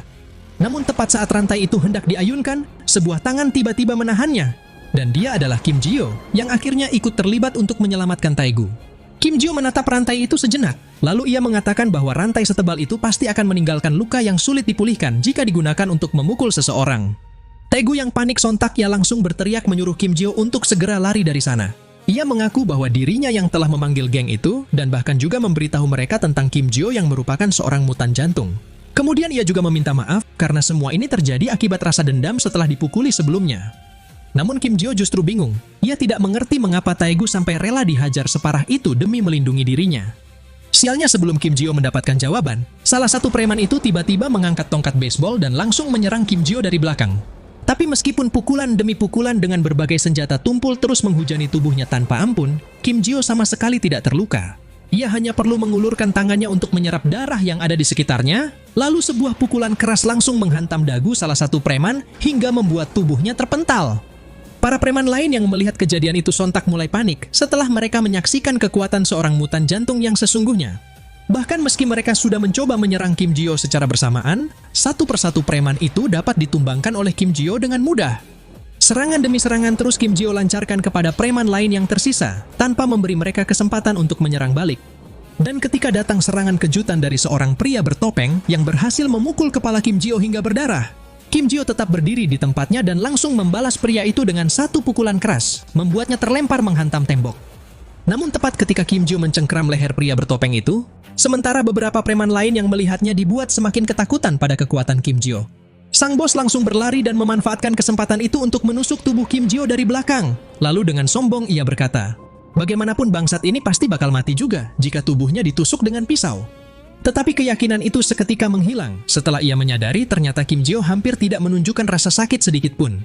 Bahkan tidak peduli meski sang bos terus menarik dan menusukkan pisaunya lagi dan lagi ke tubuh Kim Jio, tubuh pemuda itu tetap tidak tumbang. Kim Jio yang mulai merasa bosan, sontak ia langsung mencengkram pisau tersebut sembari berkata, berhentilah menusukku. Saat pisau itu direbut begitu saja dari tangannya, sang bos jadi dibuat semakin panik dan juga bertanya-tanya. Sebenarnya jantung apa yang Kim Jio miliki hingga dia tidak mati meski sudah ditusuk berkali-kali? Namun karena Kim Jio sama sekali tidak berniat untuk menjawab pertanyaan tersebut, tanpa peringatan, Kim Jio langsung menusuk kaki pria itu sambil mengatakan, kau tidak perlu tahu. Kejadian itu sontak langsung menjatuhkan mental para anak buahnya, hingga mereka pun memutuskan untuk segera kabur dari sana tanpa mempedulikan bos mereka lagi. Tetapi sialnya, ternyata Kim Jio sudah bergerak lebih cepat untuk menghentikan mereka. Lalu dengan mata merah yang memancarkan aura mengerikan, ia pun kembali berkata, karena sekarang kalian sudah tahu siapa aku, takkan kubiarkan kalian pergi dari sini hidup-hidup. Setelah Kim Jio melontarkan ancaman nyata kepada para preman yang sudah mengetahui identitas aslinya sebagai seorang mutan jantung, tidak butuh waktu lama sampai seluruh preman itu berhasil ia tumbangkan dengan kondisi babak belur dan mental yang hancur. Sementara Kim Jio sendiri masih berdiri tenang sambil mencengkram rambut dua preman tersebut sebelum tatapannya tertuju ke arah Taegu yang terbaring penuh luka. Dengan mata yang sudah bengkak dan dipenuhi air mata, Taegu memanggil nama Kim Jio dengan suara pelan. Lalu merangkak mendekat sambil bertanya apakah Kim Jio baik-baik saja karena sebelumnya dia melihat sendiri bagaimana Kim Jio ditusuk berkali-kali. Taegu buru-buru mengatakan bahwa ia akan menelpon ambulans. Tetapi Kim Jio justru menjawab bahwa dirinya baik-baik saja karena lubang di dadanya yang tertusuk itu perlahan menyatu kembali seolah tidak pernah terluka. Taegu yang melihatnya sontak langsung membeku, karena ia baru sadar kalau orang di depannya ternyata memiliki kemampuan regenerasi yang sama sekali tidak masuk akal.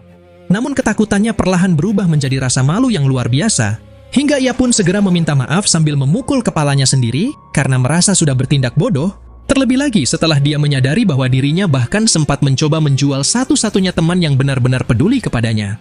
Ia terus menyalahkan dirinya sendiri sampai menangis terseduh-seduh, sambil mengakui bahwa selama ini dirinya memang sering berkumpul dengan para preman itu dan menganggap kehidupan mereka yang penuh kekerasan sebagai sesuatu yang hebat. Tetapi setelah melihat semuanya berakhir seperti ini, Taegu sadar bahwa dirinya tidak berbeda dari para bajingan tersebut, sehingga ia pun ikut hanyut dalam kehidupan busuk mereka. Saat Taegu masih menangis, Kim Jio perlahan memberikan sesuatu untuk mengusap hidungnya yang mimisan, membuat Taegu langsung menerimanya karena ia kira itu adalah tisu. Tapi setelah diperhatikan lagi, ternyata benda itu adalah alas pipis anjing. Dan Taegu tidak punya pilihan selain tetap menggunakannya untuk membersihkan darah yang terus mengalir. Awalnya Taegu sempat mengira Kim Jio akan kembali menghajarnya, karena ia merasa memang pantas mendapatkannya. Namun bukannya memukul, Kim Jio justru tersenyum sambil mengatakan bahwa ia merasa senang setelah mengetahui kalau Taegu ternyata juga menganggapnya sebagai teman. Perkataan sederhana itu langsung membuat air mata Taegu kembali jatuh, karena untuk pertama kalinya ia merasa benar-benar memiliki seorang teman. Jadi ia langsung memeluk Kim Jio dengan erat dan menangis di bahunya, lalu berteriak Kim Jio adalah orang paling keren yang pernah ia temui. Sementara di sisi lain, sang bos dan para bawahan yang sebelumnya berlagak hebat, kini mereka justru berlutut seperti pengecut dan memohon kepada Kim Jio agar mereka dilepaskan. Bahkan sang bos bersumpah bahwa ia takkan memberitahu siapapun kalau Kim Jio adalah seorang mutan jantung. Namun Taegu malah menggertakkan giginya saat melihat sikap menyedihkan tersebut. Lalu tanpa peringatan, Taegu langsung menendang wajah sang bos dengan keras, sambil memakinya sebagai babi gendut yang tidak tahu malu karena tidak meminta maaf terlebih dahulu. Bahkan Taegu juga terus menghajarnya tanpa ampun, seolah ia memang sudah menunggu kesempatan ini untuk melampiaskan kemarahannya pada pria gendut itu. Sementara Kim Jio yang melihatnya justru merasa bingung dengan sikap Taegu, lalu ia bertanya, bukankah dulu kalian adalah teman? Tetapi pertanyaan itu malah membuat Taegu semakin marah, bahkan ia berencana untuk melaporkan para preman itu kepada polisi, atau akan menghajar mereka lebih parah agar tidak ada seorang pun yang berani membocorkan rahasia bahwa Kim Jio adalah mutan jantung. Dan sebelum Kim Jio sempat menanggapi, sang bos yang panik buru-buru memohon agar jangan memanggil polisi karena ia benar-benar berjanji akan tetap tutup mulut soal Kim Jio. Namun sialnya, tidak berselang lama setelah sang bos mengatakan itu, tiba-tiba terdengar suara sirine yang perlahan mendekat, lalu dua petugas polisi akhirnya benar-benar tiba di lokasi setelah mereka menerima laporan warga mengenai keributan di tempat ini. Para preman langsung pucat saat melihat kedatangan polisi di sana. Tetapi Taegu justru bergerak cepat menyambut kedua polisi itu sambil bersikap sebagai korban. Lalu ia menjelaskan soal kasus perdagangan manusia yang dilakukan oleh para preman tersebut. Ia bahkan meminta polisi memeriksa markas mereka, karena kemungkinan besar masih ada banyak bukti kejahatan di sana. Sang bos yang dibuat semakin panik, karena Taegu terus menuduh mereka sebagai penjahat yang harus segera ditangkap. Ia tiba-tiba menggulingkan tubuhnya sambil menjerit kesakitan, bahkan sampai menyebut tulangnya patah dan pahanya sempat ditusuk oleh Kim Jio. Taegu pun langsung geram mendengar kebohongan itu. Ia membantah dan mengatakan justru para preman itulah yang menyerang lebih dulu. Tetapi karena tubuh Kim Jio tidak terluka sedikit pun, sementara kondisi para preman itu sudah sangat babak belur. Kenyataannya bantahan Taegu lah yang justru lebih terdengar seperti kebohongan. Suasana pun semakin kacau saat semua orang mulai berteriak dan memberikan versi cerita masing-masing. Hingga kedua polisi itu akhirnya berusaha menenangkan keadaan dan meminta mereka semua menjelaskan seluruh kejadiannya di kantor. Tetapi sebelum suasana kembali terkendali, sang bos justru berteriak mengatakan rahasia besar bahwa Kim Jio adalah seorang mutan jantung. Mendengar hal itu, ekspresi Kim Jio langsung berubah panik, sementara kedua polisi itu mulai menatapnya dengan lebih serius. Mereka bertanya apakah Kim Jio benar-benar seorang mutan, lalu meminta kartu identitas atau nomor registrasi mutannya. Keringat dingin mulai mengalir di wajah Kim Jio saat ia mengaku bahwa dirinya tidak memiliki kartu identitas maupun nomor registrasi mutan. Namun jawaban itu justru membuat polisi semakin menekannya. Karena jika Kim Jio adalah seorang mutan jantung yang tidak terdaftar, berarti dia telah melanggar hukum khusus mutan. Pemeriksaan terhadap para preman pun berubah menjadi ancaman serius bagi Kim Jio. Para polisi mulai mengepungnya dan kembali meminta identitas serta informasi mengenai kemampuan mutannya. Hingga pertanyaan tersebut sempat membuat Kim Jio kembali teringat pada masa lalunya yang terus diburu oleh pihak laboratorium. Dan jika identitasnya tercatat secara resmi, maka orang-orang dari laboratorium itu pasti bisa menemukannya kembali, meski tubuh dan wajahnya kini sudah berubah menjadi normal. Untungnya tepat ketika salah satu polisi mulai meraih pistolnya sambil meminta Kim Jio agar lebih kooperatif. Tiba-tiba Heiji datang ke tengah kekacauan itu untuk menyelamatkan Kim Jio. Lalu dengan nafasnya yang masih belum stabil, ia memaksakan senyum di wajahnya sambil menyapa kedua polisi tersebut. Kedua polisi itu tentunya bingung mengapa seorang siswi muncul di tengah situasi seperti ini. Namun alih-alih memberikan penjelasan, Heiji justru langsung menyodorkan ponselnya kepada mereka sambil meminta sang polisi menerima panggilan telepon dari kakaknya. Salah satu polisi akhirnya mengangkat panggilan itu dengan raut wajah skeptis, hingga terdengarlah suara seorang perempuan penuh wibawa yang langsung memperkenalkan dirinya sebagai Song Hyein, dan dia adalah ketua pengawas dari divisi khusus mutan. Ia bahkan juga menyebutkan nomor identitas resminya untuk memastikan agar kedua polisi itu tahu persis dengan siapa mereka bicara. Dan seketika itu juga, Officer Han Seok-jin langsung berdiri tegak sambil memberi hormat. Bahkan suaranya terdengar gemetar saat ia memperkenalkan dirinya sebagai petugas polisi dari kantor cabang Shodam. Yein kemudian menjelaskan dengan tegas bahwa kejadian tersebut sebenarnya adalah percobaan penculikan terhadap seorang mutan jantung. Jadi para preman itu harus diproses sesuai hukum, sedangkan Kim Ji-yo hanyalah korban sekaligus saksi yang harus segera dibebaskan tanpa interogasi tambahan. Officer Han sempat terkejut karena sebelumnya mereka justru hendak memeriksa Kim Ji-yo sebagai tersangka. Tetapi setelah Yein menegaskan bahwa seluruh tanggung jawab akan berada di tangannya, dia langsung memerintahkan anak buahnya untuk menangkap para preman dan membiarkan Kim Ji-yo pergi. Sang ketua geng tentunya tidak terima melihat keadaan berbalik secepat itu. Ia terus berteriak dan mempertanyakan kenapa justru mereka yang ditangkap, padahal merekalah yang baru saja dihajar habis-habisan oleh Kim Ji-yo. Namun berhubung semua protesnya tidak lagi berarti, karena untuk pertama kalinya, hukum justru berpihak kepada Kim Ji-yo. Ia pun semakin penasaran dengan sosok yang berada di balik telepon tersebut, hingga bisa membuat sikap para polisi langsung berubah total hanya dengan satu panggilan saja. Sementara Heiji hanya melambaikan tangan dengan senyum penuh kemenangan, dan Kim Ji-yo sendiri justru masih kebingungan bagaimana Heiji bisa mengetahui lokasi mereka. Heiji kemudian mengungkapkan, sebelumnya ia melihat Kim Ji-yo datang ke sekolah dari jendela kelas, dan ada beberapa siswa mencurigakan yang mengelilinginya. Jadi karena khawatir terjadi sesuatu, Heiji diam-diam mengikuti mereka hingga akhirnya menemukan lokasi tersebut. Kim Ji-yo pun langsung menunjuk Taegu sambil bertanya, apakah orang mencurigakan yang dimaksud Heiji adalah Taegu. Lalu setelah Heiji mengangguk membenarkannya, ia malah jadi heran kenapa kondisi Taegu babak belur seperti itu. Sementara Kim Ji-yo menjelaskan bahwa Taegu baru saja dihajar oleh para preman yang menyerang mereka. Taegu justru terpukau melihat Heiji yang berdiri di hadapannya. Membuatnya merasa kagum dan iri pada Kim Ji-yo yang beruntung bisa memiliki teman seperti Heiji. Terlebih lagi dia terkenal sebagai sang dewi di sekolah karena kecantikannya dan dia selalu menjadi pusat perhatian. Tak lama kemudian, Kim Ji-yo mendekati mobil polisi untuk menanyakan kepada bos preman itu sebenarnya kepada siapa mereka berniat menjual dirinya. Bahkan ia menduga apakah mereka juga bekerja untuk laboratorium Hermes. Tetapi sang bos mengaku tidak pernah mendengar nama laboratorium tersebut, dan mereka hanya berencana menjual Kim Ji-yo kepada seorang broker yang memang menangani perdagangan mutan jantung. Para mutan yang berhasil ditangkap biasanya diserahkan kepada broker tersebut untuk kemudian dijual kepada pihak yang membutuhkan. Dan setelah mendengar informasi itu, Kim Ji-yo pun jadi tertarik untuk mencari keberadaan sang broker. Lalu dari sinilah arc perburuan broker dimulai. Di malam harinya, Heiji langsung menolak rencana Kim Ji-yo untuk memburu sang broker, karena broker mutan jantung dikenal sangat berbahaya. Bahkan sebagian dari mereka merupakan mutan yang memburu sesamanya demi uang.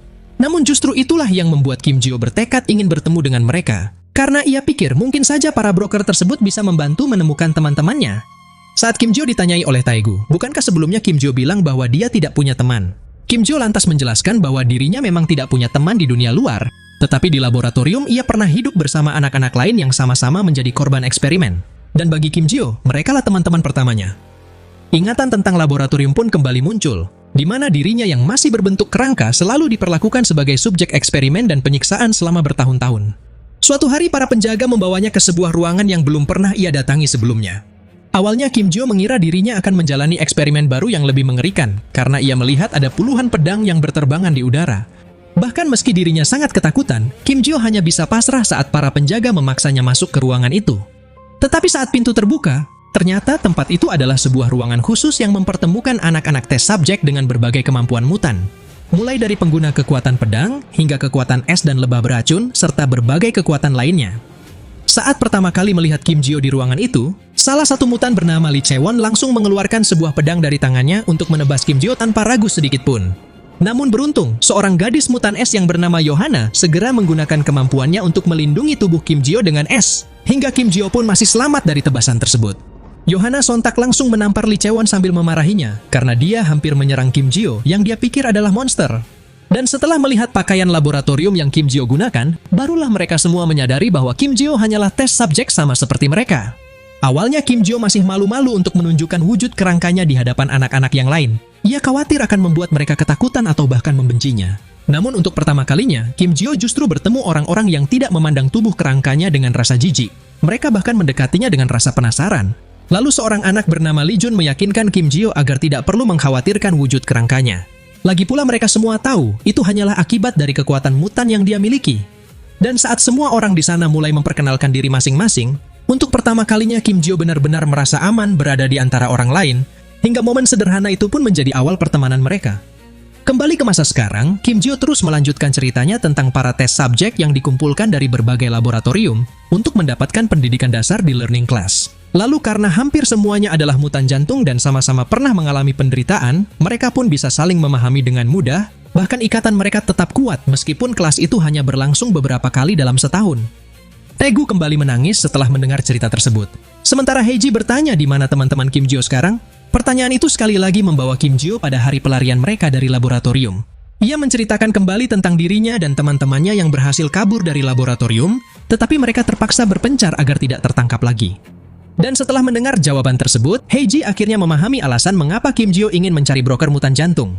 Yang mana jika ada kemungkinan teman-teman Kim Jio juga diburu setelah mereka berpisah, maka para broker bisa menjadi petunjuk untuk menemukan keberadaan mereka. Lalu begitu Kim Jio membenarkan hal itu, Heiji dan Taegu akhirnya memutuskan untuk membantu Kim Jio semampunya, membuat Kim Jio merasa sangat berterima kasih kepada mereka berdua. Taegu kemudian langsung menunjukkan sebuah ponsel yang ia curi dari bos preman tadi sambil mengatakan, mungkin saja nomor broker itu tersimpan di dalamnya. Dan benar saja, ternyata di ponsel itu memang ada jejak percakapan antara sang bos dengan si broker yang berencana akan bertemu pada jam 7 malam ini untuk menyerahkan Kim Jio. Kim Jio pun langsung membelalak saat ia menyadari sekaranglah waktunya pertemuan itu terjadi. Sementara di tempat berbeda di sebuah gudang terpencil, terlihat sekelompok gangster yang bersiap menyerang seorang pria misterius menggunakan senjata tajam. Tetapi pria itu mampu menghindari semua serangan mereka dengan santai. Dia bahkan sempat mengomentari teknik mereka yang berantakan sebelum sebuah bilah pedang perlahan muncul dari telapak tangannya sendiri. Dan dalam sekejap, para gangster itu telah tercabik-cabik oleh tebasan pedang tanpa sempat memberikan perlawanan. Bahkan ketika salah satu dari mereka mencoba menggunakan pistol, laras senjatanya langsung terpotong begitu saja sebelum sempat ditembakkan. Pria misterius itu kemudian mulai membuka hoodie-nya, hingga wajahnya yang terlihat jelas menunjukkan ternyata dia adalah Lee Chae-won sang mutan jantung pedang, salah satu teman Kim Jio yang berhasil kabur dari laboratorium. Saat mendengar Lee Chae-won mengatakan, jika pedang digunakan dengan benar bahkan mampu untuk memotong baja, pria yang mencoba menembaknya tadi langsung lari ketakutan. Namun Lee Chae-won hanya perlu melemparkan salah satu bilahnya untuk menyerang pria itu hingga tewas sebelum dia sempat mencapai pintu keluar. Sementara, ketika Lee Chae-won duduk di antara tubuh-tubuh yang tergeletak di lantai, tiba-tiba terdengar suara notifikasi di ponselnya yang menampilkan pesan dari kontak bernama Babi bahwa mereka berhasil menangkap seorang mutan dan akan menjualnya malam itu juga. Lalu Lee Chae-won pun langsung membalas ia akan mengirimkan lokasi di mana mereka akan bertemu, tanpa sedikit pun curiga kalau seseorang yang mengirim pesan tersebut sebenarnya adalah orang lain, yaitu Kim Jio. Tak lama kemudian, Kim Jio akhirnya telah tiba di lokasi pertemuannya dengan Lee Chae-won. Ia datang dengan satu tujuan, yaitu mencari petunjuk tentang teman-temannya yang telah lama menghilang. Namun Kim Jio sendiri juga masih belum sadar bahwa broker yang ingin ditemuinya saat ini adalah Lee Chae-won, yang merupakan temannya sendiri. Beberapa saat sebelumnya, Heiji sempat memperingatkan Kim Jio tentang para broker yang dicap sebagai kriminal berbahaya, dan sebagian dari mereka adalah mutan. Tetapi meski Kim Jio tahu kalau Heiji sangat mencemaskan dirinya, Kim Jio tetap ingin bertemu dengan mereka untuk mengetahui keberadaan teman-temannya. Lalu ia juga mencoba menenangkan Heiji dengan mengatakan bahwa dirinya hanya akan mengamati situasinya dari jauh terlebih dahulu. Kembali ke sisi Kim Jio yang saat ini tampak berjongkok di antara puing-puing konstruksi sambil mengamati keadaan sekitar. Jika ada kesempatan, dia berniat menangkap para broker itu sendiri, hingga matanya pun tertuju pada sebuah kunci yang tergeletak di tanah, lalu tanpa pikir panjang Kim Jio langsung mengambilnya sebagai senjata untuk berjaga-jaga. Namun tepat ketika Kim Jio baru saja bergumam jika melawan seorang mutan tanpa persiapan sama saja dengan bunuh diri. Jadi ia harus mengetahui kemampuan lawannya terlebih dahulu. Tiba-tiba Kim Jio langsung dikejutkan dengan beberapa senjata tajam yang melayang ke arahnya, membuatnya nyaris tidak sempat menghindar sebelum senjata itu akhirnya menancap ke tiang besi. Sementara ketika Kim Jio masih memperhatikan jenis senjata yang terasa familiar baginya, siluet seorang pria perlahan berjalan mendekati Kim Jio sambil menggenggam sebuah pedang. Pria itu kemudian bertanya apakah Kim Jio adalah seorang polisi. Tetapi Kim Jio justru langsung menyadari bahwa pria di hadapannya pasti adalah sang broker yang ia cari. Kim Jio yang memperhatikan pria itu menggunakan pedang sebagai senjata, awalnya ia sempat mengira bahwa broker tersebut hanyalah manusia biasa. Dan karena ia yakin pasti bisa menangkapnya dengan mudah, Kim Jio pun langsung melesat ke depan tanpa ragu sedikit pun. Namun dalam sepersekian detik sebelum Kim Jio mendaratkan tinjunya ke wajah sang broker, Kim Jio buru-buru menghentikan serangannya setelah ia menyadari bahwa broker tersebut ternyata adalah temannya sendiri, hingga tanpa sadar ia langsung menyebut nama Lee Chae-won. Lee Chae-won yang kaget mendengarnya sontak ia langsung bersiap menyerang Kim Jio sambil bertanya, "Bagaimana kau bisa mengetahui namaku?" Lalu sebuah tebasan seketika langsung menghantam tubuh Kim Jio sebelum dia sempat menjawab pertanyaan itu. Dalam kondisinya yang terjatuh ke tanah, Kim Jio mencoba untuk bangkit kembali, tetapi seluruh tendon di kakinya ternyata sudah terpotong hingga ia tidak mampu bergerak. Kim Jio hanya bisa menatap Lee Chae-won dengan ekspresi tak percaya, karena teknik berpedang pemuda itu kini sudah berada di tingkat yang sama sekali tidak masuk akal. Kenangan lain di hari pelarian mereka dari laboratorium kembali muncul, di mana semua anak mutan berlari melewati reruntuhan dan ada bongkahan beton yang jatuh tepat di atas Kim Jio. Namun di tengah kepanikan itu, seorang mutan telah menyelamatkan Kim Jio dengan rentetan tebasan pedang yang mampu memotong bongkahan beton besar itu hingga jadi berkeping-keping. Dia adalah Lee Chae-won sang mutan pedang yang saat itu bertekad akan membuka jalur pelarian untuk Kim Jio dan yang lainnya. Kembali ke situasi saat ini, Lee Chae-won sengaja tidak langsung membunuh Kim Jio karena ia masih menuntut jawaban bagaimana Kim Jio mengetahui namanya. Tetapi begitu melihat Kim Jio yang bisa bangkit kembali meski seluruh tendonnya sudah terpotong, pemandangan itu sontak mengejutkan Lee Chae-won, membuatnya langsung mengubah pertanyaannya apakah pemuda di hadapannya adalah seorang mutan. Tanpa ragu, Kim Jio pun segera mengingatkan Lee Chae-won bahwa dirinya adalah skeleton Kim Jio dari laboratorium Hermes. Namun tentu saja Lee Chae-won masih sulit mempercayainya, karena penampilan Kim Jio sekarang benar-benar berbeda dibandingkan saat dia masih di laboratorium. Meski begitu, Kim Jio terus berusaha meyakinkan Lee Chae-won dengan menjelaskan bahwa tubuhnya telah beregenerasi sepenuhnya, hingga penampilannya berubah. Tetapi ketika Kim Jio mencoba mendekati Lee Chae-won, berharap teman lamanya itu juga merasa senang seperti dirinya karena mereka bisa bertemu kembali. Ternyata Lee Chae-won malah mengeluarkan pisau dari jari-jarinya dan langsung melemparkannya ke arah Kim Jio, membuat tubuh pemuda polos itu harus terluka sekali lagi. Sambil mencabut pisau yang menancap di tangannya, Kim Jio lantas mempertanyakan kenapa Lee Chae-won masih menyerang meski dia sudah mengenali dirinya. Lalu dengan memperlihatkan tatapan dingin, Lee Chae-won pun menjawab bahwa ia hanya ingin memastikan apakah pemuda di hadapannya itu bisa memulihkan luka di tubuhnya seperti Kim Jio yang ia kenal. Namun meski Lee Chae-won sudah yakin bahwa dia benar-benar Kim Jio, hal itu justru membuat Lee Chae-won semakin ingin menebas kepalanya, hingga memaksa Kim Jio harus menghindari tebasannya sekali lagi, sampai dia menggulingkan tubuhnya dan segera menjauh dari jangkauan serangan Lee Chae-won. Di tengah situasi itu, Kim Jio terus mempertanyakan kenapa Lee Chae-won tidak berhenti menyerangnya. Tetapi pertanyaan tersebut justru membuat Lee Chae-won semakin kesal dan kembali mengayunkan tebasan pedangnya sambil mengatakan, seharusnya Kim Jio mengetahui alasannya lebih dari siapapun. Beberapa tebasan akhirnya berhasil mengenai tubuh Kim Jio karena ia tidak bisa mengimbangi kecepatan Lee Chae-won yang tidak masuk akal. Kim Jio yang menyadari darahnya akan terus terbuang, kali ini ia justru bersiap untuk menghadapi Lee Chae-won secara langsung. Bahkan tidak peduli meski Lee Chae-won sudah lebih dulu menancapkan pedangnya ke tangan Kim Jio sambil mengatakan, "Apa kau sungguh berpikir tinjumu bisa mengalahkan pedangku?" Kim Jio sendiri sudah menyadari tinjunya takkan mungkin bisa menang. Bahkan ia sangat mengetahui tidak ada yang bisa menandingi kemampuan berpedang Lee Chae-won. Namun tanpa diduga Lee Chae-won, ternyata sejak awal Kim Jio memang sengaja membiarkan lengannya ditusuk, agar Kim Jio bisa menjepit pedang itu dengan daging lengannya yang mulai beregenerasi. Kemudian Kim Jio juga segera mencengkram lengan Lee Chae-won dan langsung mengangkat tubuhnya dengan kekuatan luar biasa. Lalu dia melemparkannya ke arah tumpukan baja hingga terjadi benturan keras. Setelah kepulan debu perlahan menipis, Lee Chae-won akhirnya mengakui bahwa Kim Jio sekarang sudah jauh lebih kuat dibandingkan bocah kerangka yang dulu ia kenal. Hanya saja, masih ada satu pertanyaan yang sulit ia pahami. Jika Kim Jio memang memiliki kekuatan sebesar ini, lalu kenapa dulu dia melarikan diri ketika semua orang berusaha kabur dari laboratorium? Pertanyaan itu sontak menghantam Kim Jio lebih tajam daripada tebasan Lee Chae-won. Tetapi karena Kim Jio masih tidak mengerti apa yang Lee Chae-won bicarakan, ucapannya tersebut sontak membuat Lee Chae-won semakin kesal. Lalu ia mengungkapkan apa yang terjadi saat pelarian mereka dari laboratorium Hermes. Saat itu Lee Chae-won bersama anak-anak mutan yang lain sudah terkepung. Jadi ia pernah meminta Kim Jio mengambilkan pipa besi untuk menyuplai kekuatan jantung pedangnya. Namun yang dilakukan Kim Jio justru membalikan badan dan berlari meninggalkan mereka, seolah Kim Jio hanya ingin menyelamatkan dirinya sendiri. Kim Jio yang mendengarnya segera menjelaskan bahwa saat itu ia tidak punya pilihan, karena jika ia tetap tinggal di sana, mereka semua akan mati bersama. Tetapi tanpa memberi Kim Jio kesempatan untuk melanjutkan penjelasannya yang belum lengkap, amarah Lee Chae-won malah semakin memuncak. Ia bahkan menyebut Kim Jio sebagai pengecut rendahan. Lee Chae-won kemudian menyentuh rangka besi di dekatnya, hingga elemen besi yang ia serap mulai mengalir ke tangannya seperti pembuluh darah, seolah besi-besi itu telah menyatu dengan tubuhnya. Lalu setelah Lee Chae-won mengatakan bahwa ia sudah mengetahui kemampuan regenerasi Kim Jio, yang mana jika tubuhnya dihancurkan sampai berkeping-keping, maka proses pemulihannya pasti akan jauh lebih lambat. Lee Chae-won langsung menciptakan bilah tajam yang tak terhitung jumlahnya untuk melancarkan rentetan serangan kepada Kim Jio.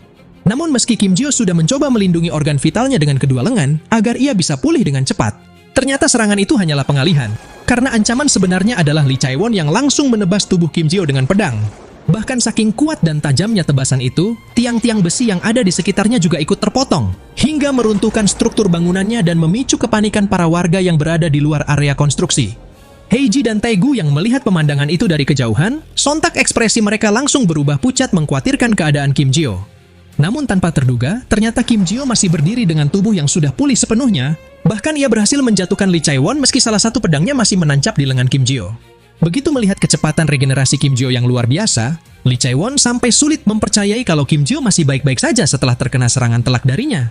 Tetapi bagi Kim Jio hal itu tidak penting, ia justru ingin menjelaskan bahwa Lee Chae-won sudah salah paham padanya. Kim Jio mengungkapkan, saat mereka kabur dari laboratorium beberapa tahun yang lalu, ia tidak pernah melarikan diri seperti yang Lee Chae-won bilang. Sebaliknya ia justru bertarung sampai akhir untuk melindungi semua mutan lainnya. Dan tujuannya datang ke sini hari ini, semata-mata ia lakukan hanya untuk menyelamatkan teman-teman mereka yang mungkin kembali tertangkap setelah pelarian tersebut. Mendengar penjelasan itu, ekspresi Lee Chae-won perlahan berubah jadi sedikit lebih tenang, meski ia belum bisa mempercayai Kim Jio sepenuhnya.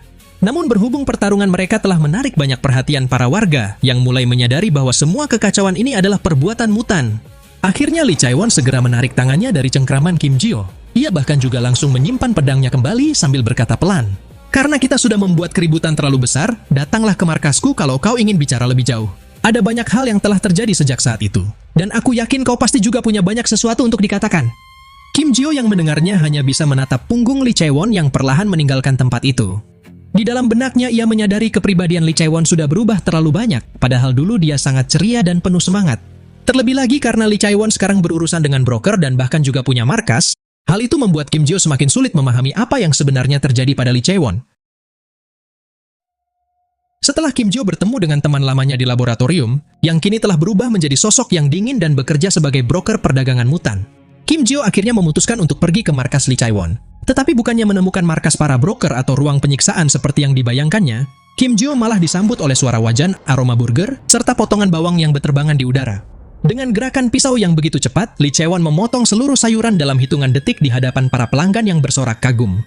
Bahkan Kim Jio hanya bisa berdiri bengong saat melihat broker mutan yang selama ini dianggap mengerikan. Ternyata dia bekerja sebagai koki restoran burger yang melayani pelanggan dengan senyum profesional, sambil menerima pujian dari para gadis yang terpukau oleh wajahnya. Kim Jio dan kedua temannya masih berusaha memahami situasi absurd tersebut, sampai akhirnya mereka masuk ke ruang belakang restoran, di mana Lee Chae-won sedang duduk mengenakan celemek merah bergaris sambil menjelaskan dengan santai bahwa restoran itu memang tempatnya bekerja. Kim Jio yang mendengarnya sontak semakin kebingungan, karena selama ini ia bahkan tidak pernah membayangkan seorang broker seperti Lee Chae-won memiliki pekerjaan normal. Lalu ketika Lee Chae-won balik bertanya apakah Kim Jio sendiri memiliki pekerjaan, Kim Jio hanya bisa mengakui bahwa dirinya adalah seorang pengangguran.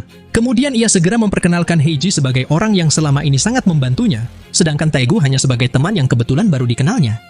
Lee Chae-won yang mendengarnya langsung menatap Kim Jio dengan ekspresi tak percaya, bahkan menurutnya enak sekali Kim Jio tetap bisa punya teman meskipun dia pengangguran. Namun ucapan tersebut langsung membuat Taegu dan Heiji kesal, karena dari yang mereka tahu Kim Jio telah menjalani hidup yang sangat berat. Sementara Kim Jio sendiri hanya tertawa canggung dan buru-buru menjelaskan kepada kedua temannya bahwa Lee Chae-won sebenarnya adalah orang baik, jadi mereka tidak perlu terlalu tegang. Setelah suasana kembali tenang, Lee Chae-won kemudian meminta Kim Jio menjelaskan sekali lagi apa yang sebenarnya terjadi pada hari ketika mereka melarikan diri dari laboratorium. Kim Jio pun mulai menceritakan kejadian yang selama ini masih tersimpan jelas dalam ingatannya. Yang mana ketika laboratorium Hermes telah berubah menjadi sangat kacau dan para tentara mengepung mereka di tengah reruntuhan, saat itu Kim Jio mendengar suara bom waktu yang dulu berkali-kali ia dengar setiap kali tubuh mereka dijadikan bahan percobaan ledakan. Jadi karena suara desisan sumbunya yang terbakar dan timer yang terus berdetak itu sudah tertanam di kepalanya seperti suara kematian, Kim Jio langsung menyadari bahwa para bajingan laboratorium itu memang berniat mengepung semua mutan dan meledakkan seluruh gedung untuk mengubur semua mutan di bawah reruntuhan. Meskipun beberapa mutan kuat mungkin masih bisa bertahan dari ledakan tersebut, Kim Jio pikir anak-anak mutan yang lebih lemah pasti akan mati seketika. Karena itulah Kim Jio langsung mengambil bom sebanyak mungkin yang mampu dibawanya, lalu berlari sendirian menjauh dari tempat itu sampai akhirnya ledakan besar terjadi. Ketika ia sadar, Kim Jio sudah terlempar jauh ke tengah hutan, dan ia sendiri bahkan tidak tahu bagaimana dirinya bisa selamat. Hal pertama yang ia lakukan saat itu adalah kembali ke laboratorium untuk mencari teman-temannya. Tetapi sayangnya, ternyata sudah tidak ada seorang pun di sana, sehingga Kim Jio hanya bisa percaya bahwa mereka semua berhasil melarikan diri. Mendengar cerita tersebut, Lee Chae-won perlahan mengingat kembali suara ledakan besar yang memang pernah ia dengar dari kejauhan. Namun tetap sulit baginya untuk mempercayai apakah Kim Ji-yo benar-benar membawa seluruh bom itu seorang diri, bahkan mampu bertahan dari ledakannya. Hingga setelah Kim Ji-yo kembali menjelaskan bahwa semuanya terjadi terlalu cepat dan saat itu tidak ada kesempatan untuk mengatakan apapun. Tiba-tiba Lee Chae-won menangis dan mengatakan bahwa ia percaya pada Kim Ji-yo, di mana itu adalah sebuah pengakuan yang justru membuat Kim Ji-yo terdiam, karena ia sama sekali tidak menyangka Lee Chae-won akan mempercayainya begitu saja. Namun suasana emosional itu tidak berlangsung lama, karena tangan Lee Chae-won kembali bergerak secepat kilat ketika memotong bawang menjadi irisan sempurna.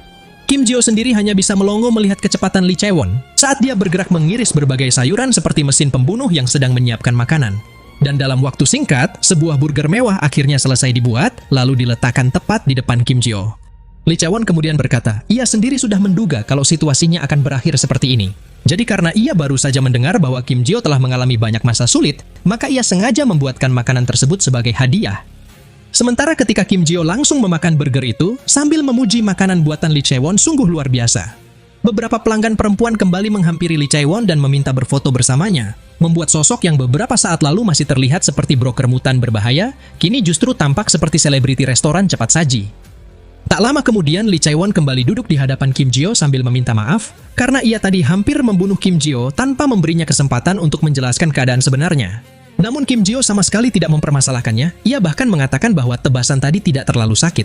Dan yang jauh lebih penting, Kim Ji-yo penasaran apakah Lee Chae-won selalu makan burger seenak ini setiap hari. Lalu begitu Lee Chae-won tersenyum sambil menyuruh Kim Ji-yo makan sebanyak yang dia mau karena dirinya sekarang adalah manajer restoran tersebut. Kim Ji-yo benar-benar tidak menyangka kalau kehidupan Lee Chae-won ternyata bisa berjalan senormal ini. Tetapi menurut Lee Chae-won itu adalah hal yang mudah. Bahkan sebenarnya Kim Ji-yo juga bisa menjadi normal dan ia tidak keberatan jika Kim Ji-yo mau bekerja di sini. Kim Ji-yo yang mendengarnya sontak sangat terkejut dan langsung mempertanyakan apakah Lee Chae-won benar-benar mau memberinya pekerjaan. Lalu ketika Lee Chae-won menjawab ia bahkan akan memberi gaji 150 won di atas upah minimum, Taegu yang berada di belakang justru merasa ada yang aneh dengan Lee Chae-won. Dan keanehan itu pun juga langsung disadari oleh Kim Ji-yo yang kini terlihat mengangkat tangannya untuk membahas sesuatu yang jauh lebih penting. Mengingat sebelumnya mereka bertemu di lokasi transaksi broker mutan, lantas Kim Ji-yo ingin bertanya kenapa Lee Chae-won bisa berada di sana sebagai seorang broker. Padahal para bajingan itu telah menahan mereka di laboratorium dan melakukan apapun pada mereka. Jadi bagaimana bisa Lee Chae-won malah bekerja untuk mereka? Tetapi Lee Chae-won tetap tenang, ia menjelaskan bahwa selama ini dirinya hanya berpura-pura menjadi broker. Lebih tepatnya ketika dirinya memiliki waktu luang, ia menyamar sebagai broker untuk memancing para penculik mutan keluar dari persembunyian, lalu melenyapkan mereka semua. Penjelasan tersebut langsung membuat Kim Ji-yo menghela nafas lega. Terlebih setelah ia mengetahui ternyata Lee Chae-won tidak pernah benar-benar berubah menjadi kriminal. Bahkan menurutnya, Lee Chae-won justru terlihat sangat hebat karena bisa menjalani kehidupan normal sambil menjalankan operasi penyamaran seorang diri.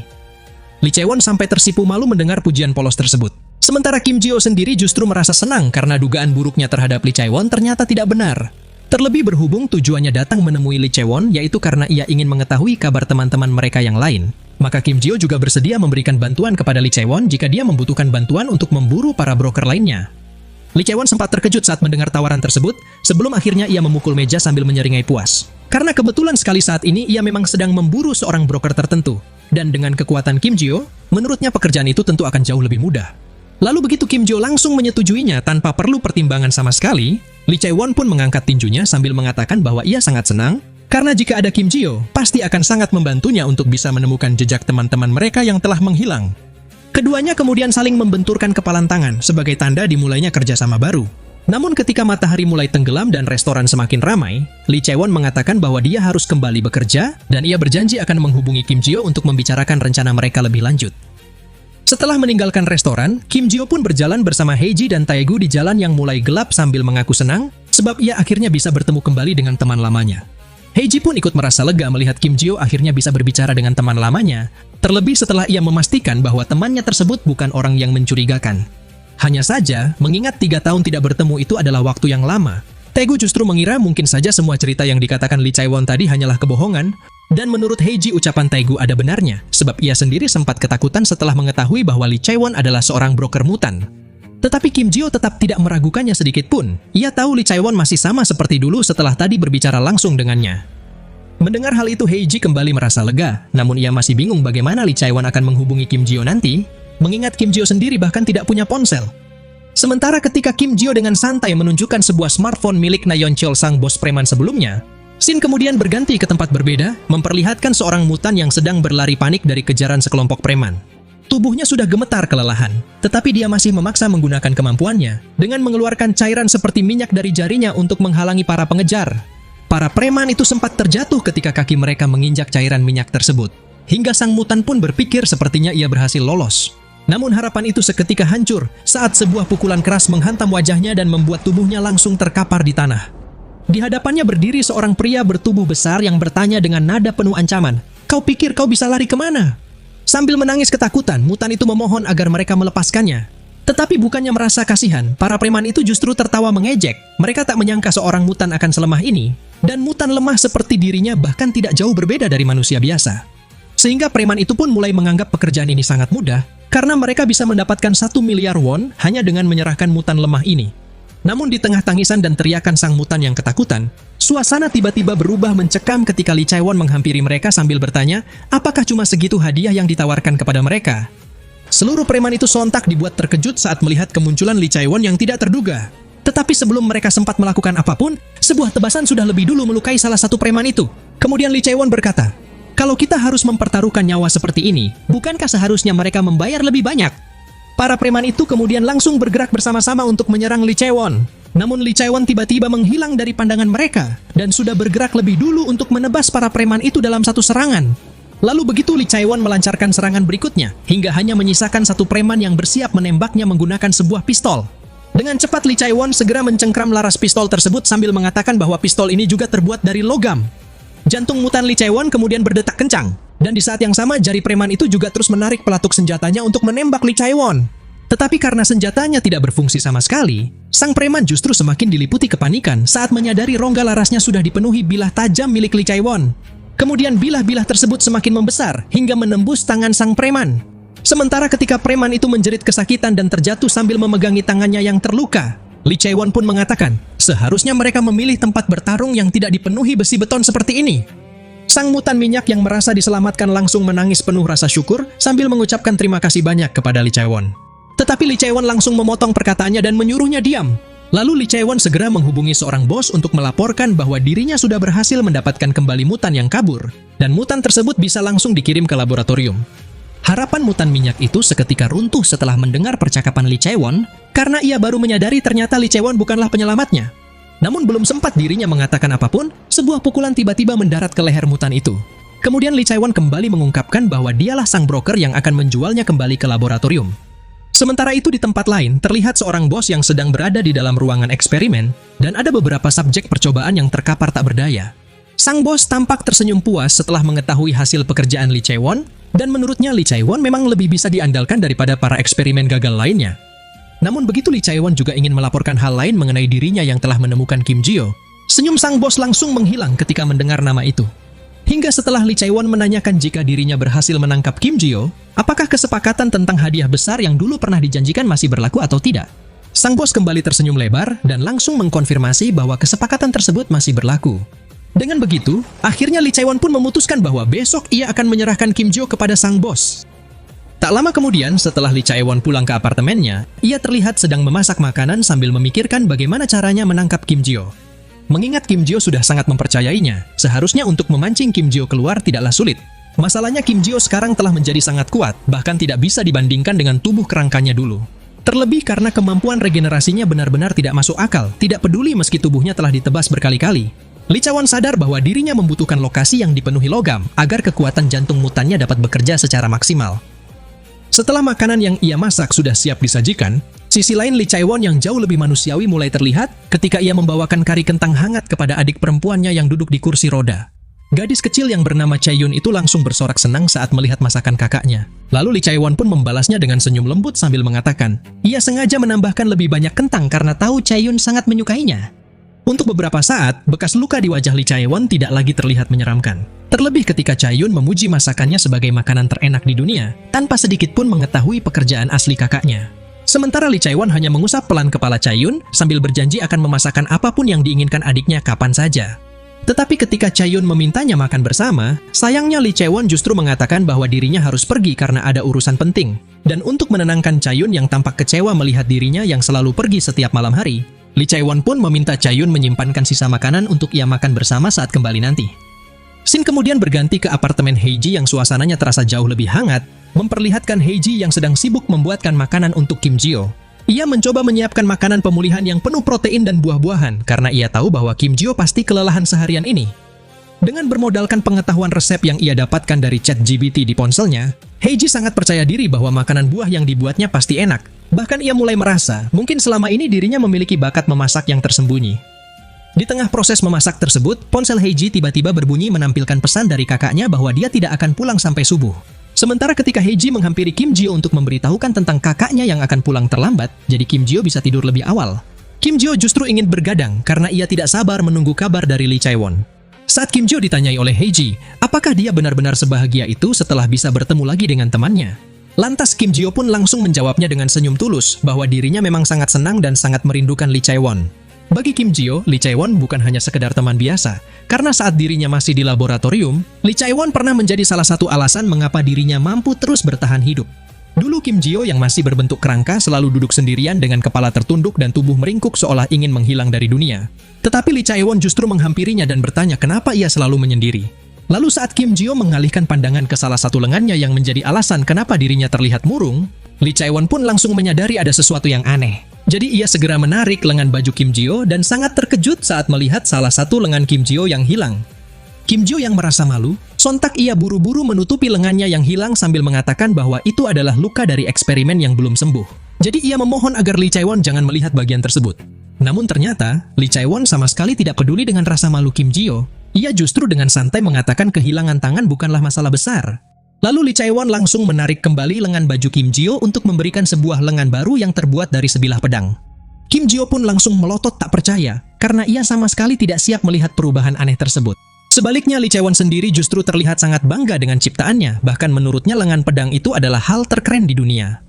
Yohana yang melihat kejadian itu sontak ia langsung memarahi Lee Chae-won, karena ia pikir Lee Chae-won pasti sedang menjahili Kim Ji-yo lagi. Tetapi begitu Lee Chae-won menjelaskan bahwa dirinya hanya ingin memberikan sebuah peningkatan yang keren pada lengan Kim Ji-yo, saat itulah Kim Ji-yo mulai menyadari bahwa lengan pedang tersebut benar-benar sangat keren, hingga membuat Yohana yang melihatnya jadi bingung memikirkan tingkah absurd kedua laki-laki di depannya. Terlebih ketika Lee Chae-won mengulurkan tinjunya sambil mengakui, ternyata Kim Ji-yo punya selera gaya yang sama dengannya. Jadi ia ingin mereka berdua saling meninju kepalan tangan sebagai bukti teman sejati. Momen itu justru membuat Yohana ingin muntah melihat tingkah kekanak-kanakan Lee Chae-won. Sebaliknya Kim Ji-yo malah senang bisa mengadu kepalan tinjunya dengan Lee Chae-won, karena ini adalah pertama kalinya ia benar-benar memiliki teman yang saling mempercayai satu sama lain. Kembali ke situasi saat ini, Kim Ji-yo masih tampak tersenyum sambil mengatakan kepada Hae-ji bahwa Lee Chae-won benar-benar teman yang keren. Bahkan ia selalu mengikuti Lee Chae-won kemanapun karena ingin menjadi sepertinya. Sementara Hae-ji hanya bisa melongo mendengar cerita tersebut. Sebab ia sendiri masih sulit memahami bagaimana seseorang bisa menganggap lengan berbentuk pedang sebagai sesuatu yang keren. Tetapi akhirnya ia memilih melupakan cerita aneh tersebut dan langsung memberitahu bahwa makanannya sudah siap.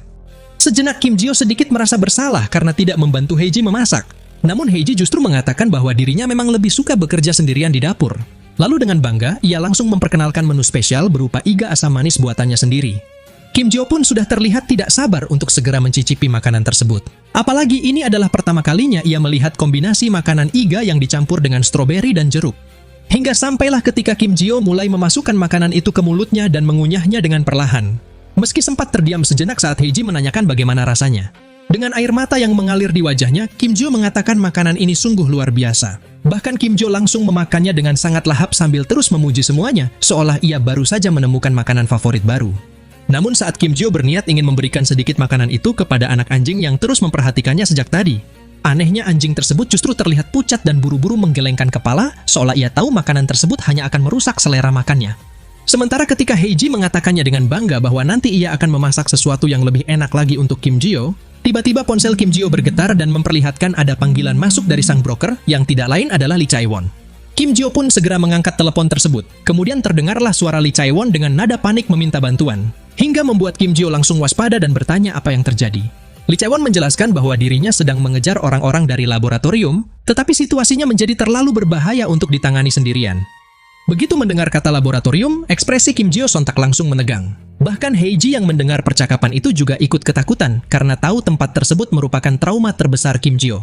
Dan setelah Lee Chae-won terus memohon agar Kim Jio segera datang membantu sekarang juga, tanpa berpikir panjang, Kim Jio langsung menjawab bahwa dirinya sedang menuju ke sana, lalu panggilan pun terputus setelah Lee Chae-won meninggalkan sebuah alamat menuju pabrik terbengkalai. Tak lama kemudian ketika Kim Jio tiba di sebuah pabrik terbengkalai yang sangat besar, di mana rak besi berkarat dan mesin-mesin tua memenuhi ruangan yang sunyi. Ia perlahan masuk sambil mengawasi sekeliling, tetapi semakin jauh berjalan, semakin terasa ada sesuatu yang tidak beres karena tempat itu terlalu sepi untuk lokasi seseorang yang katanya sedang dikejar.